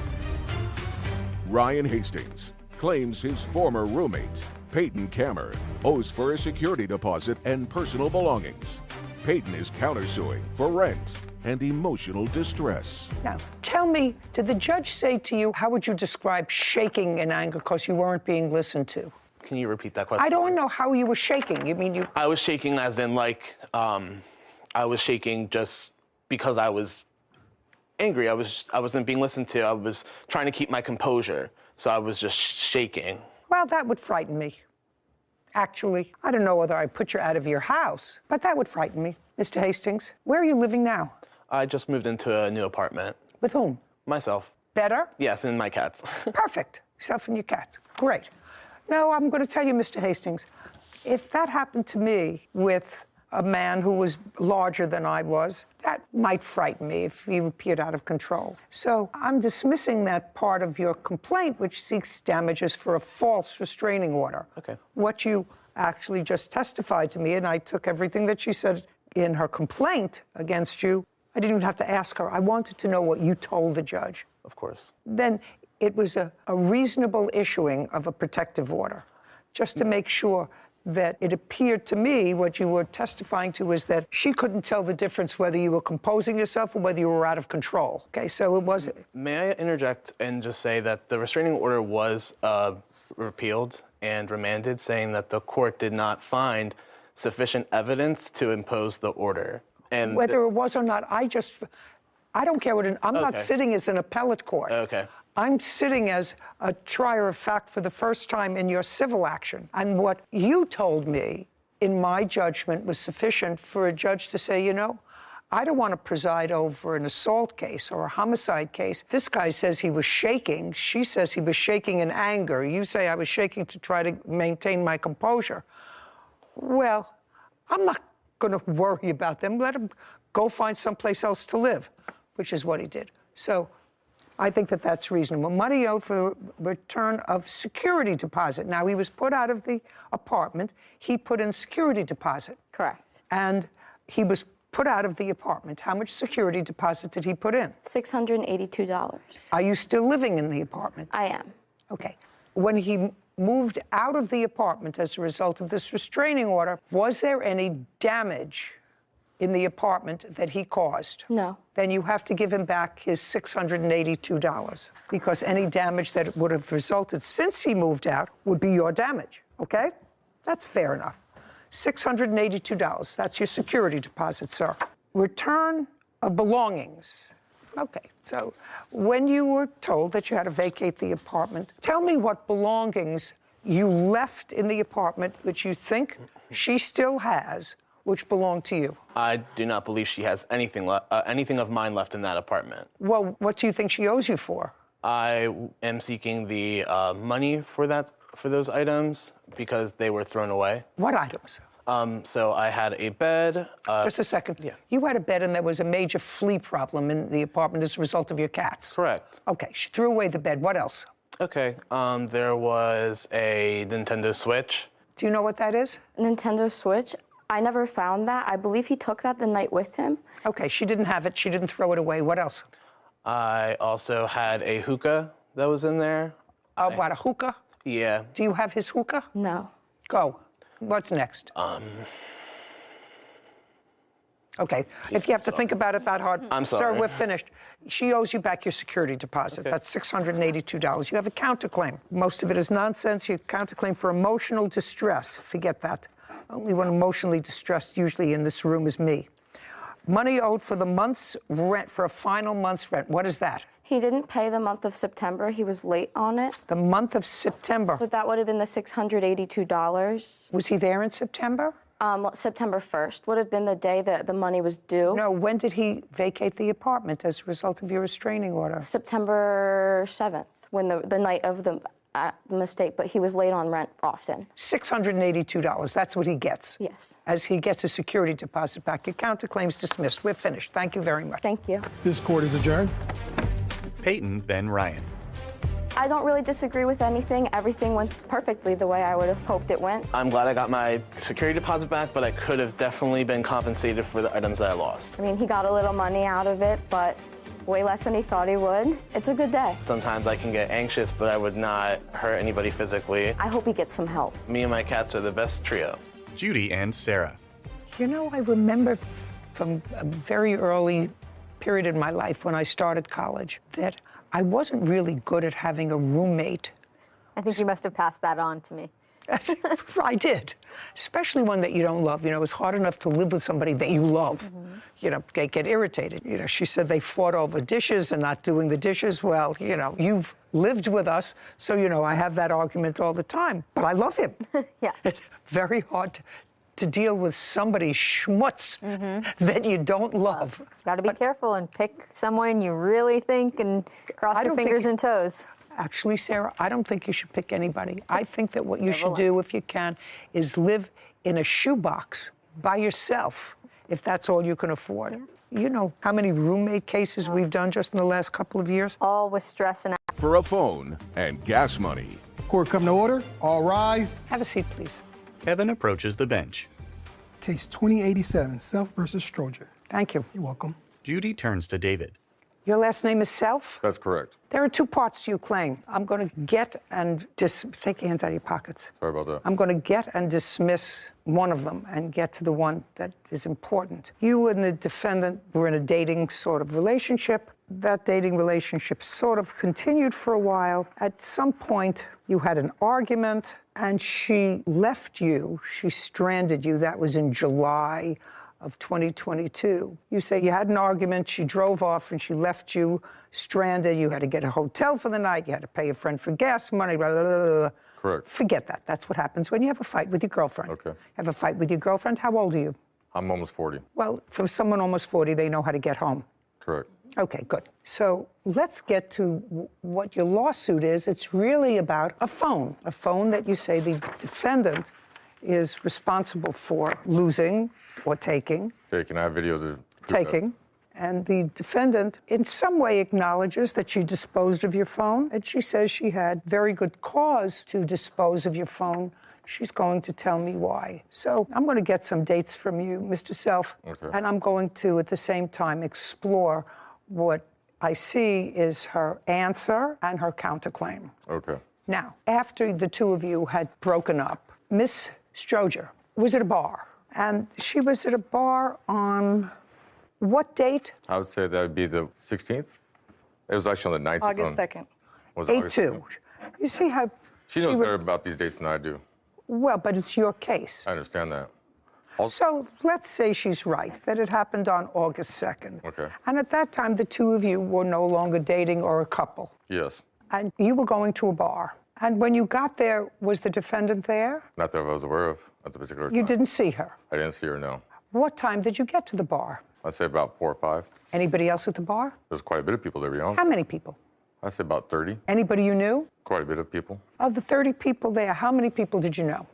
I'd say at least 10. But you indicate when you got there, you did not see the defendant. No, I wasn't paying attention to her at the particular time. Well, you say that there were 30 people in the bar, Correct. 10 of whom you knew, so you knew some people, and this was a former girlfriend of yours with whom you had been close association and intimate, right? Correct. And you didn't see her. Well, they have a back patio, and then they also have the indoors and everything like that. And then they have a front area, too, as well, so. Tell me, Mr. Self, when did you, in fact, see her? It's when she was doing the bowling. And that was a little bit later on when I was playing pool. About what time was that? I don't know, probably like 7 or 8. So you had been in the bar for between 3 and 4 hours? Yes. Okay, so now you're at the bar for 3 or 4 hours. And are your friends there, these 10 people that you knew? Yes. Now, I'm going to go back a little bit to the breakup that you two had. Gotcha. Was it a mutual breakup? So what ended up happening and everything, that we had a disagreement on the 23rd in Norco, and she left me stranded there, so I had to get another friend give me a ride back to my residence. I can't understand a word you're saying because you're speaking too fast. On the 23rd, Better.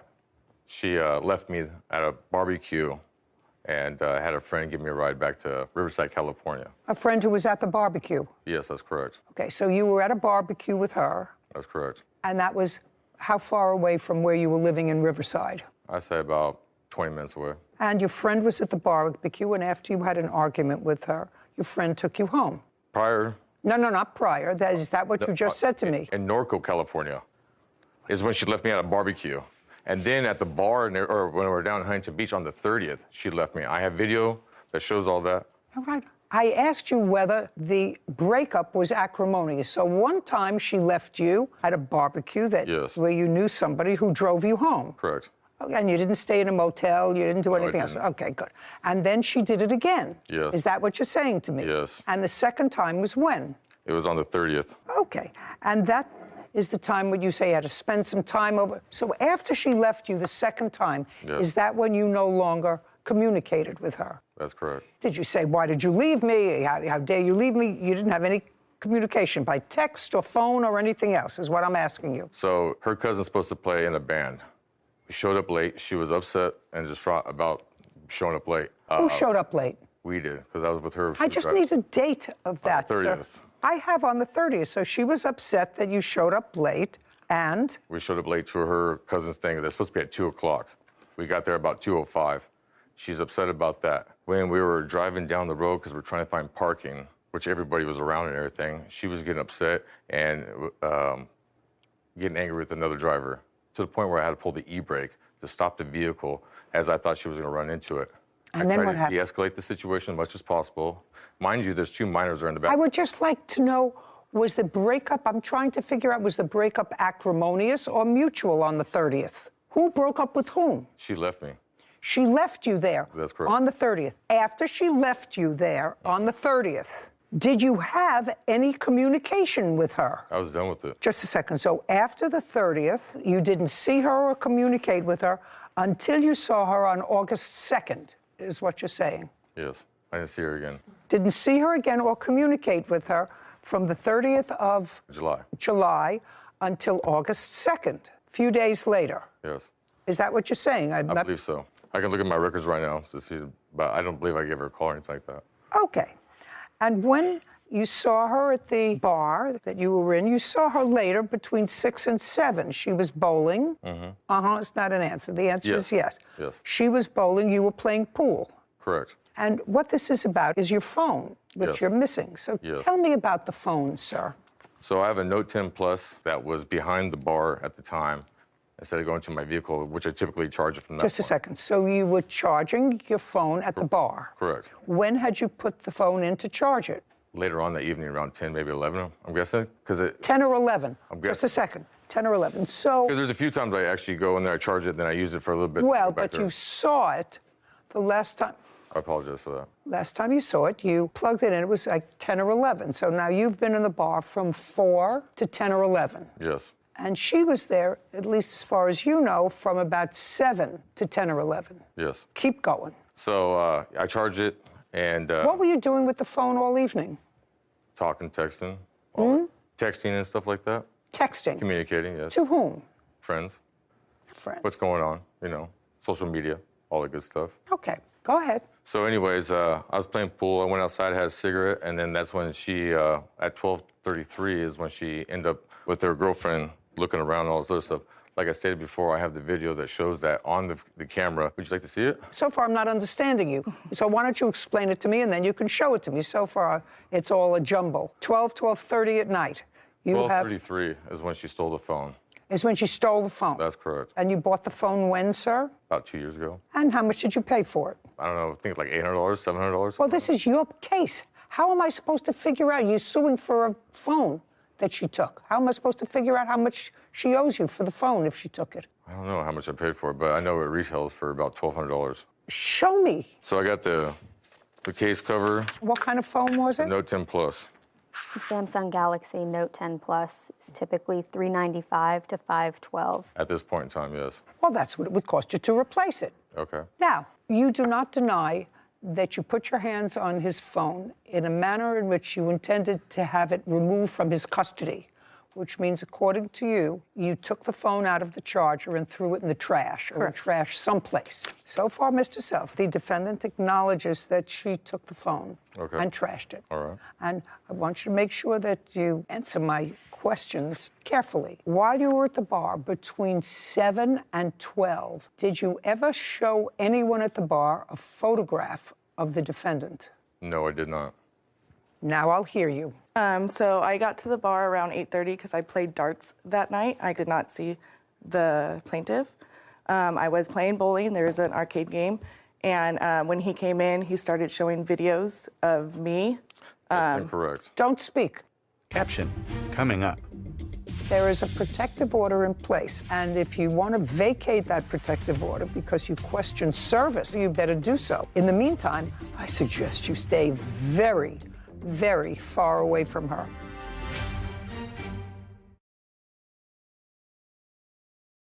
A courthouse. The Judy Justice logo appears. In the courtroom, David and Joangela.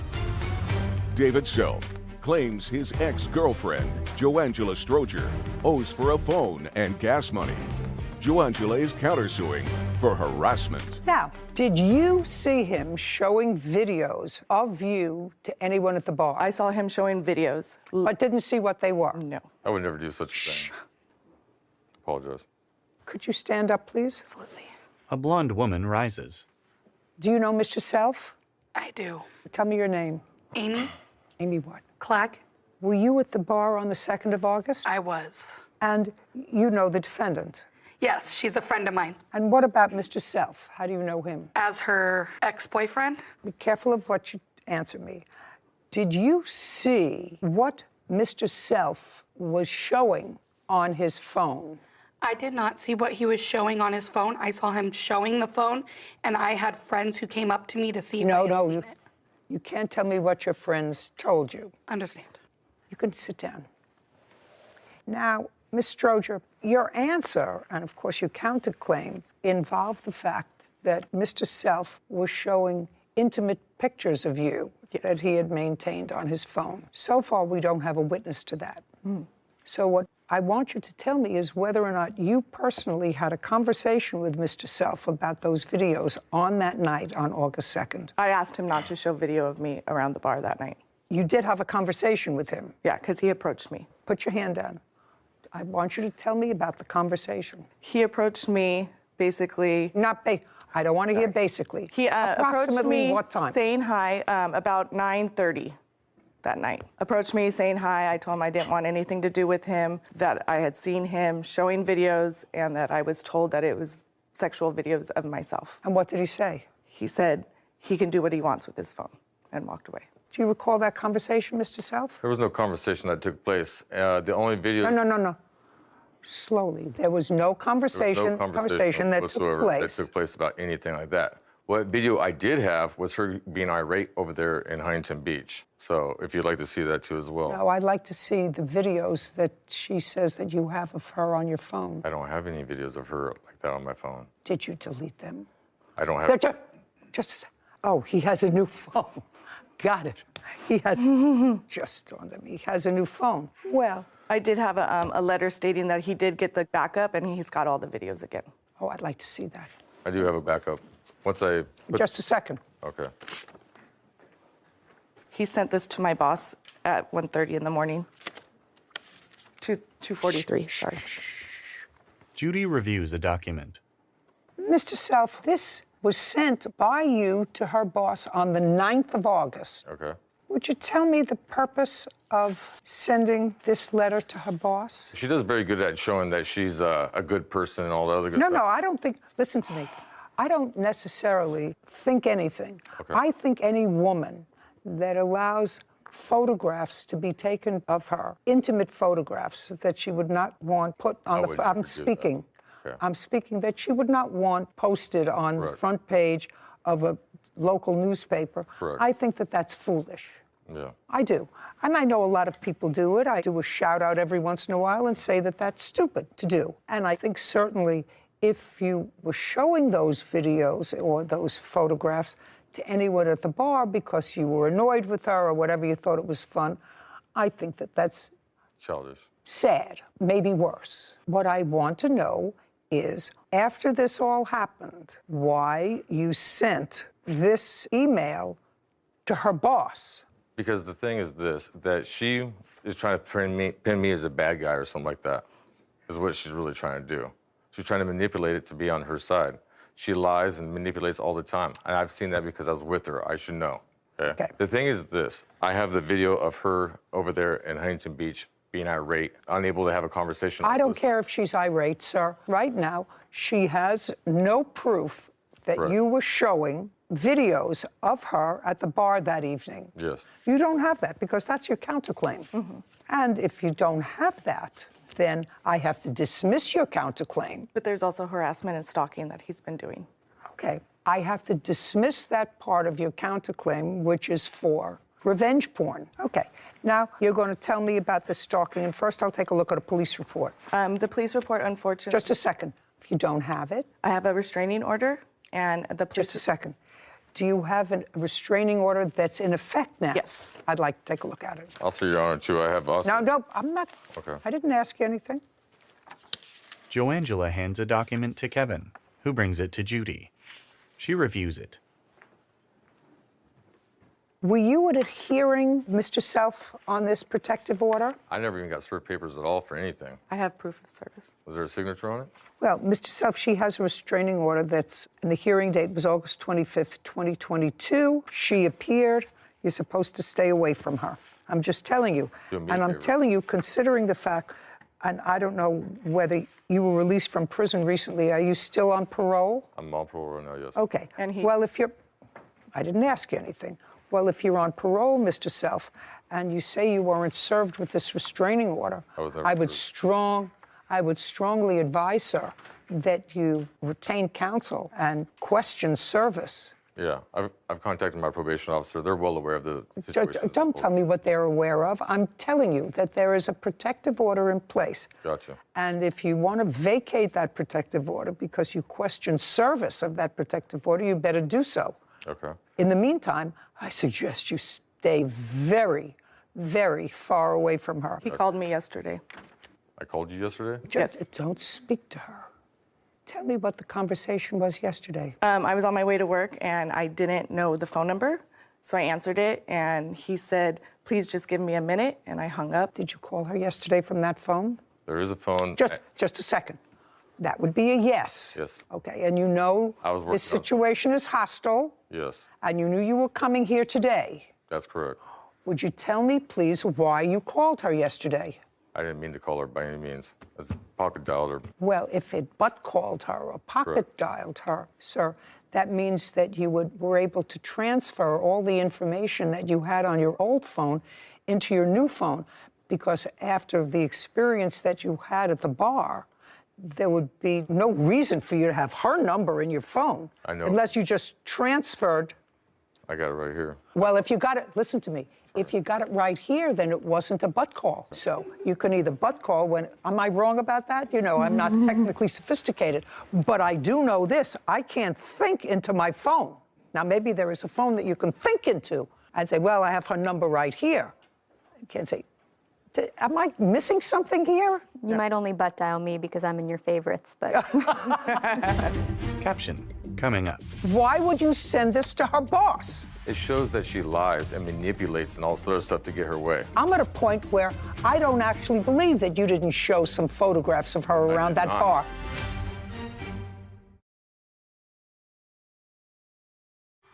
A courthouse. The Judy Justice logo appears.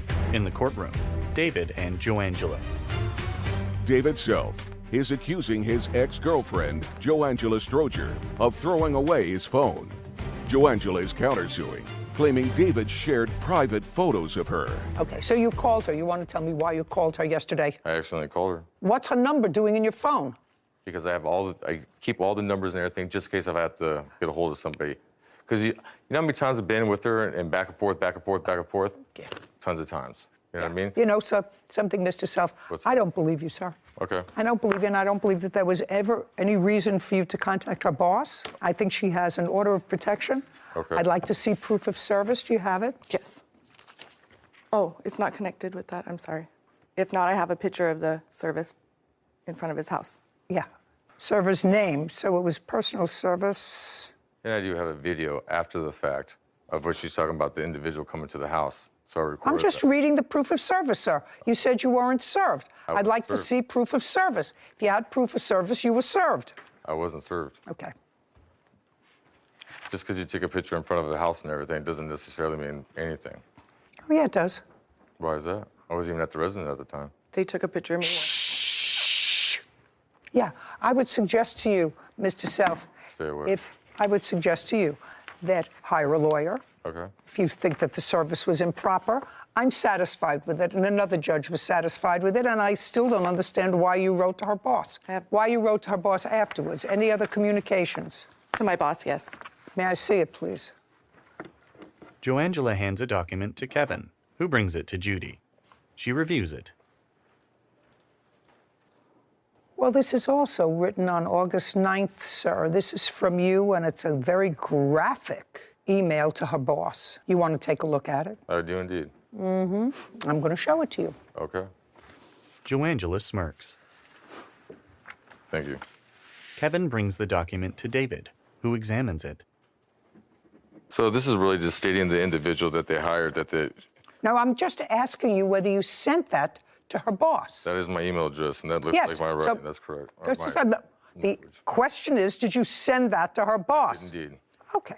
May I have it, please? And that was after the events, a week after the events of the 2nd of August, right? Okay, yes. You want to tell me why you sent that to her boss? Well, I mean, it's not telling that she's a thief. You have to be careful of her. It's talking about sexual things. where is it saying sexual things in that? Oh, very easy. You say she lies to her boss about cramps while we lay in She bed. is literally taking off of work saying that she's, sick or So I'm asking you why. Why would you send this to her boss? It shows that she lies and manipulates and all sort of stuff to get her way. Okay. The fact of nature, I understand that I've been to prison and all sort of stuff. I could be the bad guy and all that great stuff. I understand that. I'm not saying she's a good person. Correct. I'm not saying you're a bad person. Correct. She's got to pay for her phone. Yes. You got to pay for this. Because I'm at a point where I don't actually believe that you didn't show some photographs of her around that bar. I don't believe that you didn't show some photographs of her around that bar. I would never do such a thing. Just a second. Well, the same person who would never do such a thing wrote to her boss that you were present when she called her boss and said, I can't come to work because I have cramps, and she was laying in bed with you. Correct. Okay? And that same person wouldn't show a picture, No. No. Okay, good. On your counterclaim, I am awarding you $5,000 on your counterclaim. From that, I'm taking off the $500 because he had no right to trash his phone. There are alternatives. One of them is not trashing his phone. Therefore, ordering on the counterclaim a judgment for the defendant in the amount of $4,500. Plaintiff's case is dismissed. We're done. Thank you very much. Thank you, Your Honor. This court is adjourned. David, then Joangela. She gets away with it again. The judge is very fair. Unfortunately, he tried to make me look like the bad guy, but the judge can see right through him. Did I show her videos? Yes, why she was being irate over there in Huntington Beach. That he's showing sexual videos of me and him. The nudes and all that stuff? No. Why would I do something like that? I went black, and that's the only reason why I threw the phone in the trash in the first place, because I felt helpless. She sold me on this great person and everything, but come to find out, you know what, it's not what it is. I gotta just be more careful with their phone around. Judy. I guess, Sarah, it's because of my generation. But I've been saying for a very long time, even before the internet, because, I was, in fact, young at some point in my life, and they did have all kinds of cameras and Polaroid cameras back in the day. But never take a photograph of yourself or allow a photograph to be taken that you wouldn't like to see on the front page of the New York Times. And now with social media, I think that that's more true than ever. To me, why would you post anything or take a picture, allow a picture to be taken that might later embarrass you? I agree to an extent, but I disagree with you that in this case, because the defendant mentioned that the plaintiff had taken some of this video and photo without her permission. And I think that now it can get a little bit blurry as to, well, I didn't approve my photo taken. Obviously, a sexually explicit photo getting sent to your boss is not the intended purpose of that photo. I think whoever sends that photo misdirecting the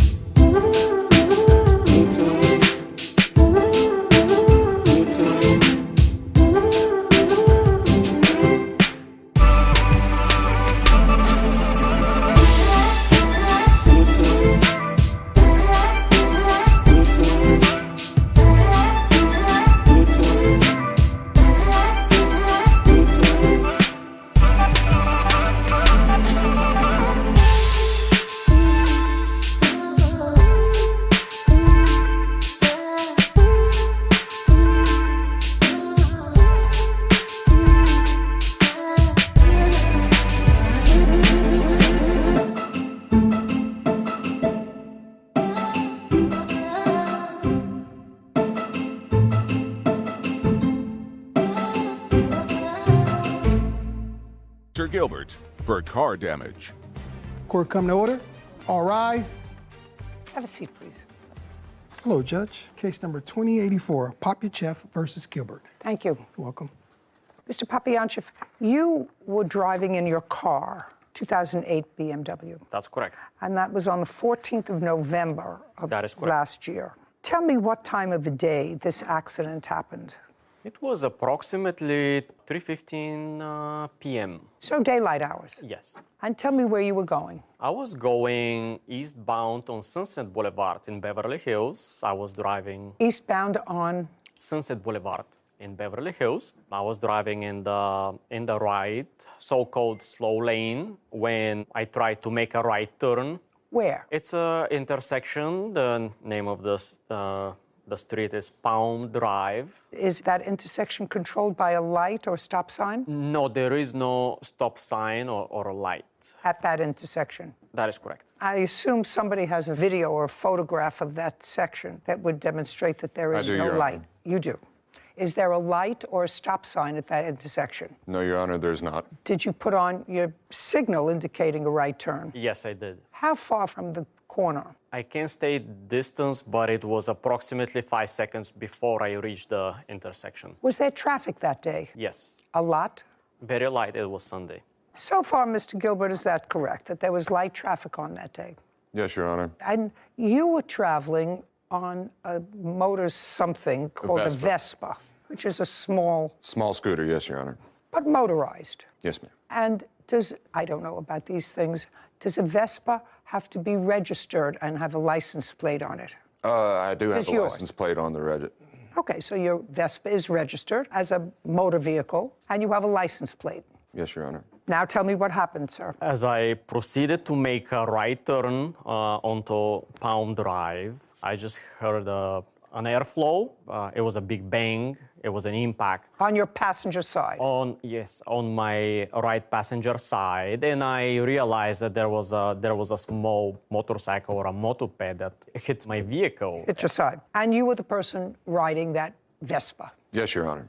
Okay. May I see the damage to your car? Yes. Kaloyan hands a photo to Kevin, who brings it to Judy. Sarah Rose, get me the price of a 2008 BMW 7 Series. Will do. Thanks. Judy reviews a photo of a dented passenger door.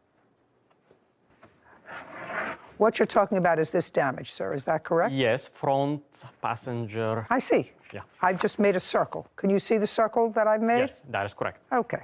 And that is, Mr. Gilbert, where you hit him with your Vespa. It's where he hit me with his car. No, he can't hit you sideways, sir.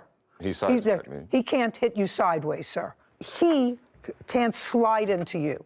Now, whose ever fault this was, I'll try to figure it out. But you hit him because this is the area of impact. Cars don't go sideways, they go front. You have pictures of your Vespa? Yes. I'd like to take a look at them. Your Honor, based on a 100,000-mile BMW 7 Series, between $4,700 and $7,800 is about the range. I just want to know, because I have to see what this kind of he's suing for $10,000, which is ridiculous. A photo of a scooter in a clump of shrubbery. That doesn't show me much, actually. Okay, so I can't see the front of your Vespa, sir. I assume that the front is the end that's damaged because I see the back. Yeah, the front end was completely just collapsed. A second. So the front of your Vespa was damaged because that's where you hit him with your Vespa. No, you're The not. back That's end incorrect. was not damaged, nor does it look like the sides are damaged. These are the pictures you gave me. The only thing I can't see is the front crushed end. Am I correct that I can't see the front crushed end? Okay. Yes. So now I'm telling you that based upon these photographs, yours and his, you hit his car. Okay, now that's the chart. Whose chart is that? It's from the police report. Great. Now, the police report doesn't show a bike lane there or any other lane. It shows that there's a car traveling in a car lane and the Vespa hitting. See, he can't hit. You can hit. He can't hit you. Now, tell me, sir, why is it that you were driving where you were? You were behind him initially. No, Your Honor, I was Traveling eastbound down Sunset, heading to work. He was right next to me. When we got to Palm, he turned into me, pushed me. I barely was able to keep control of my vehicle. Is what you're telling me that your Vespa was never behind his? Caption coming up. This you're not getting. I want you to get this right out of your mind. Your whole car isn't worth $10,000. Let's be serious. I don't have all day. Do you have a bill? And later today. And I know you're dying to tell me that there was noise there, that you couldn't live there, that it was terrible. Well, that's what happens when you live in a place with a whole bunch of other people. A courthouse. The Judy Justice logo appears. In the courtroom, Kaloyan and Spencer. Kaloyan Papionchev claims fellow motorist Spencer Gilbert owes for car damage after hitting him with his Vespa. Is what you're telling me that your Vespa was never behind his? No, I was never behind his vehicle. Do we have any other video? I do have a dash camera video of the... May I see it, please? Footage of a scooter colliding with the side of a car. The scooter crashes into a clump of shrubbery. Play it again, please. Start from the beginning. So let's go slowly. Okay. Well, it's clear to me, Mr. Gilbert, that you came up behind him. Just go back a little bit. You weren't right next to him because... I was next to him because as he slows down to make his turn, that's when he makes contact with me. Slow motion footage of the scooter hitting the passenger side of the car. I was right next to him the entire time. Impossible.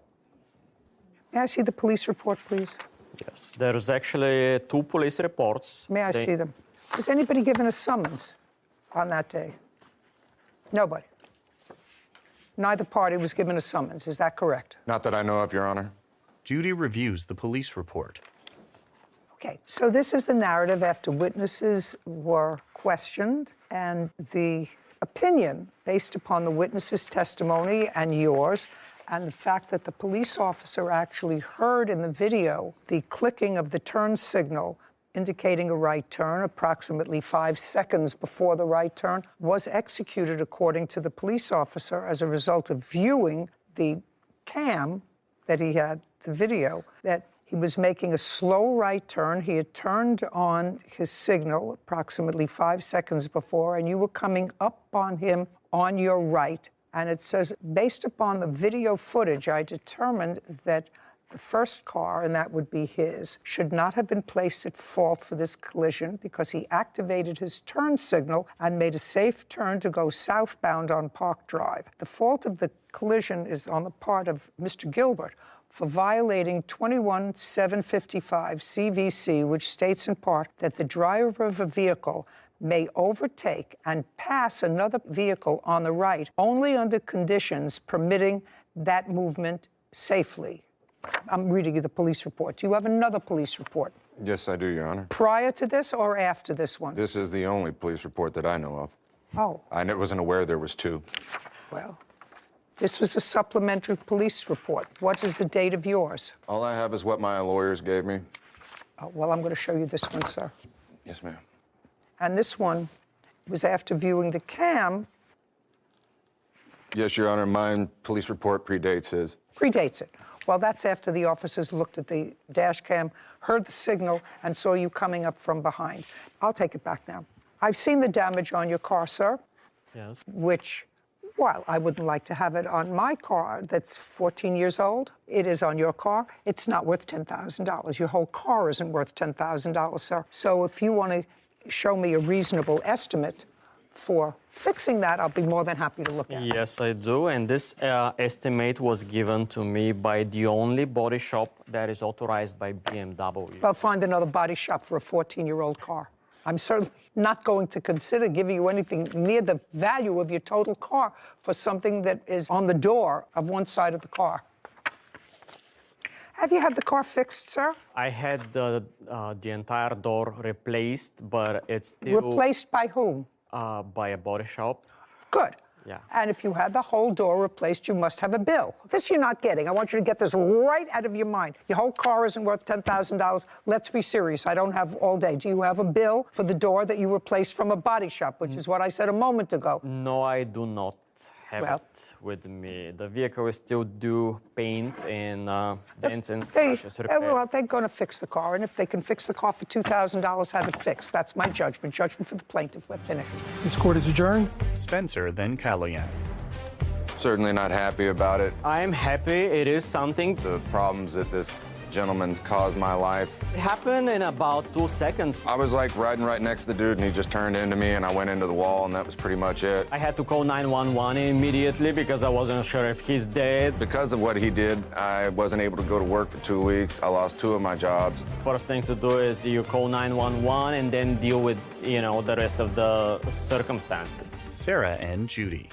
One theme that we see far too often is plaintiffs coming here or to any court asking for a large sum of money, in this case $10,000 for a car that wasn't even worth $6,000. And instead of showing us an estimate of fairy tale land of what was going to fix it, show me a receipt for what you paid to fix the damage. Yeah, he did fix the damage. He fixed the damage already, replaced the whole door. You don't have a receipt for that. You don't have a bill. You don't have a nothing, which leads me to believe that it was a lot less expensive than $10,000. So I thought your judgment was generous, given that he had no proof. I would have said goodbye. Well, he did damage the car. Not that I'm going into history, but as one who has, on occasion, hit a stationary object, even allegedly hit a stationary object, and get a little nick on a bumper on a car. It's expensive to fix a car. So he had a car that looked in perfect condition. It wasn't after it was hit. He's entitled to have it look like what it looked like before. I just felt there was sort of a bait and switch with the $10,000 estimate, but I already got it replaced. Fixed. I think that he said that. I think that he said that unintentionally. I also think he did. It's okay. Won't get one over on us. No. Case 2090, Oquendo versus Villarreal. All parties, please step forward. Amber Oquendo is suing her former tenant, Nancy Villarreal, for unpaid rent. Miss Oquendo, you own a home. Yes. How large is the home? It's 4-bedroom, 2-bath, and approximately 1,700 square feet. When did you purchase the home? 2018. Can I ask you what the cost was? $225,000. And you live there in the house, just you, with whom? I don't live in that house. That's my rental. You bought it as a rental? Amber nods. Caption coming up. Somebody was playing their music loud. It was a problem for you. Yes. You asked them to be quiet. Yes, you Your told her it was a problem. Yes. And then there was some sort of a kerfuffle. I don't know what happened. You want to tell me? A courthouse. The Judy Justice logo appears. In the courtroom, Amber and Nancy. Amber Oquendo claims her former tenant, Nancy Villarreal, owes for unpaid rent. Nancy is countersuing for her security deposit. Now, you bought it as a rental?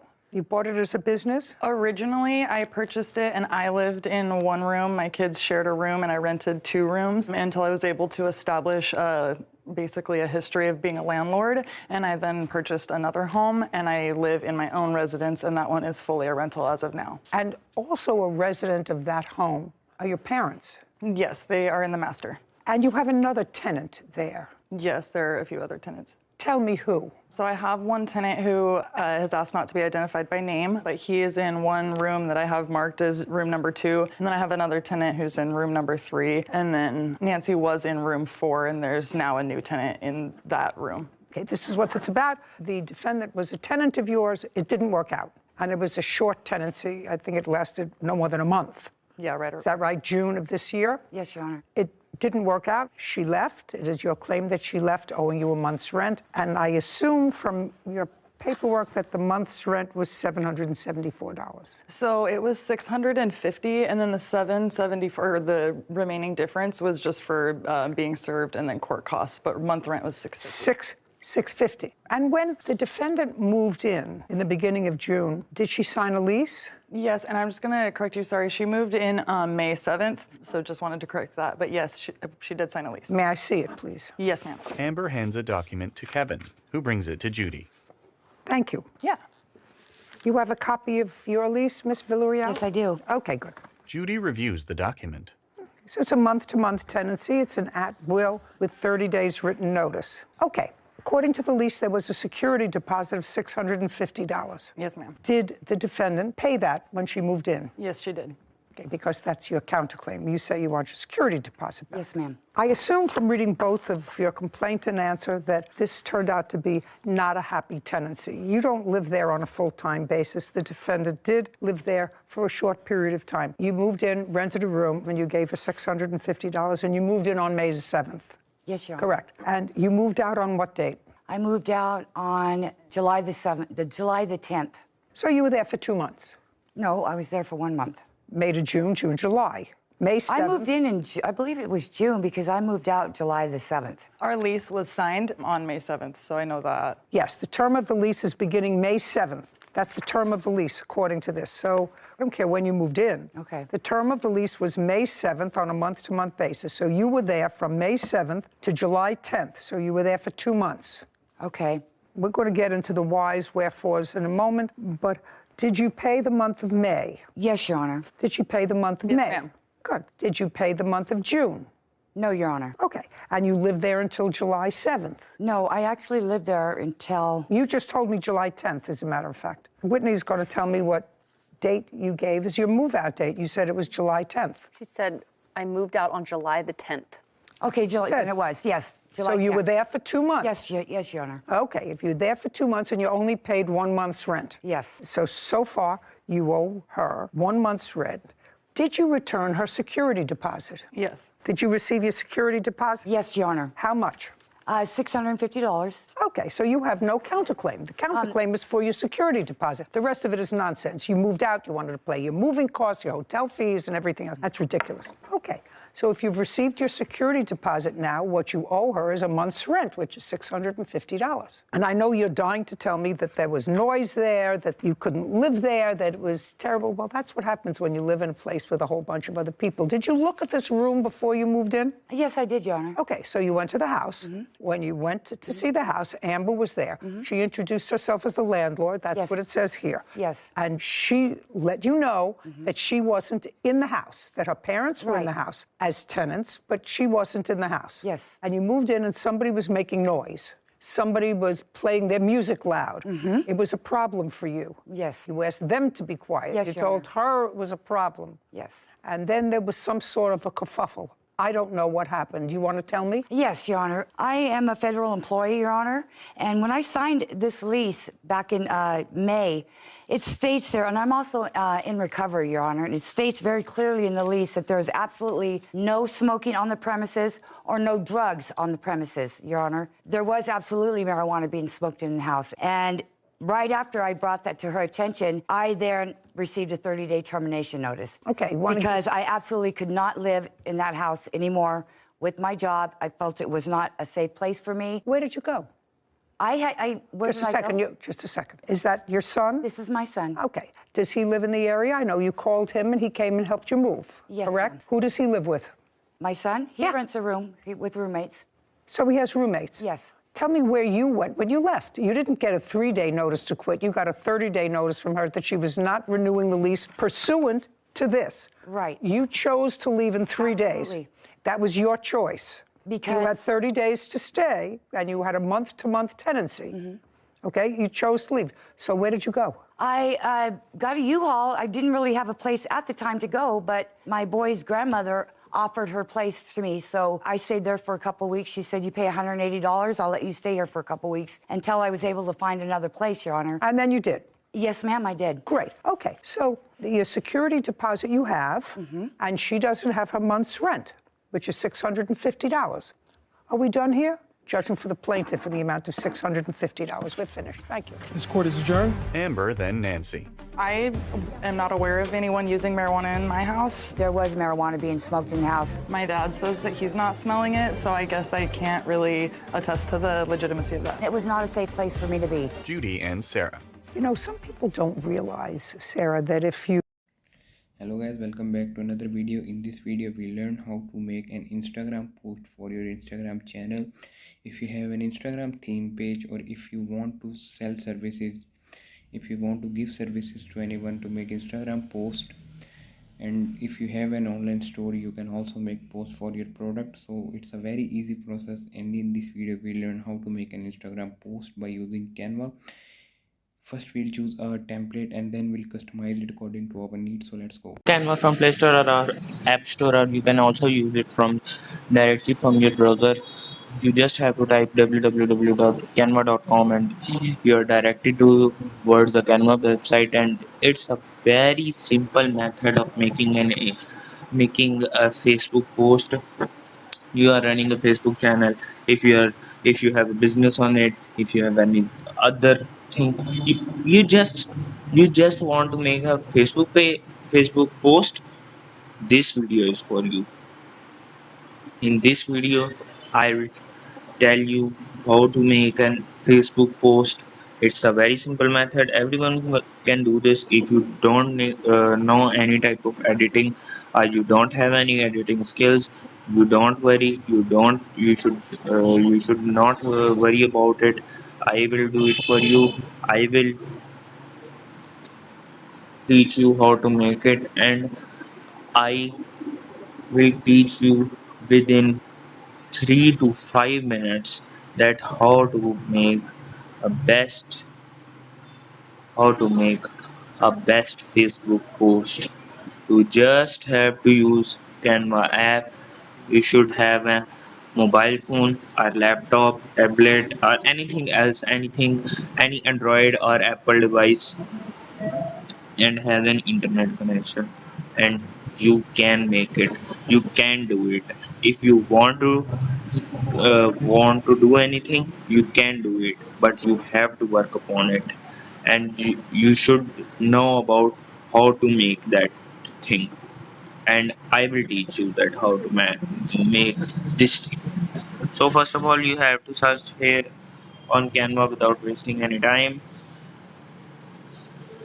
Facebook post, and in return Canva will show me a lot of templates, out of which I will select a template and customize it according to my need, and after this it will make a beautiful combination. Canva is showing me 20,000 templates, out of which some are for Pro Version subscriber and some are for free subscriber.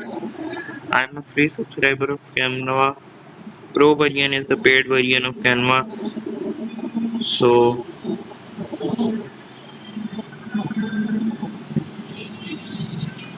if you want to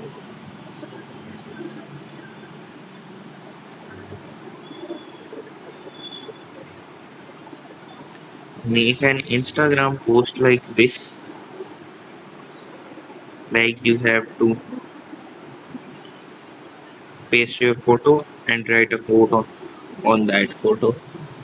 This template is best for you.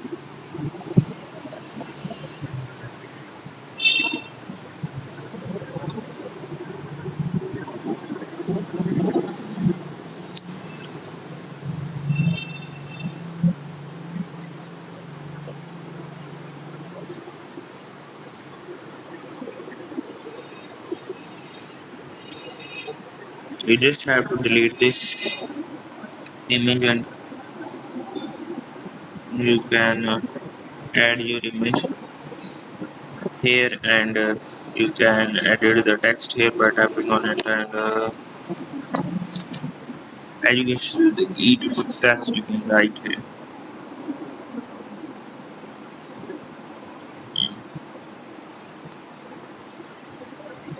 And after this it will look amazing, and you can download by tapping on above icon. Thanks for watching.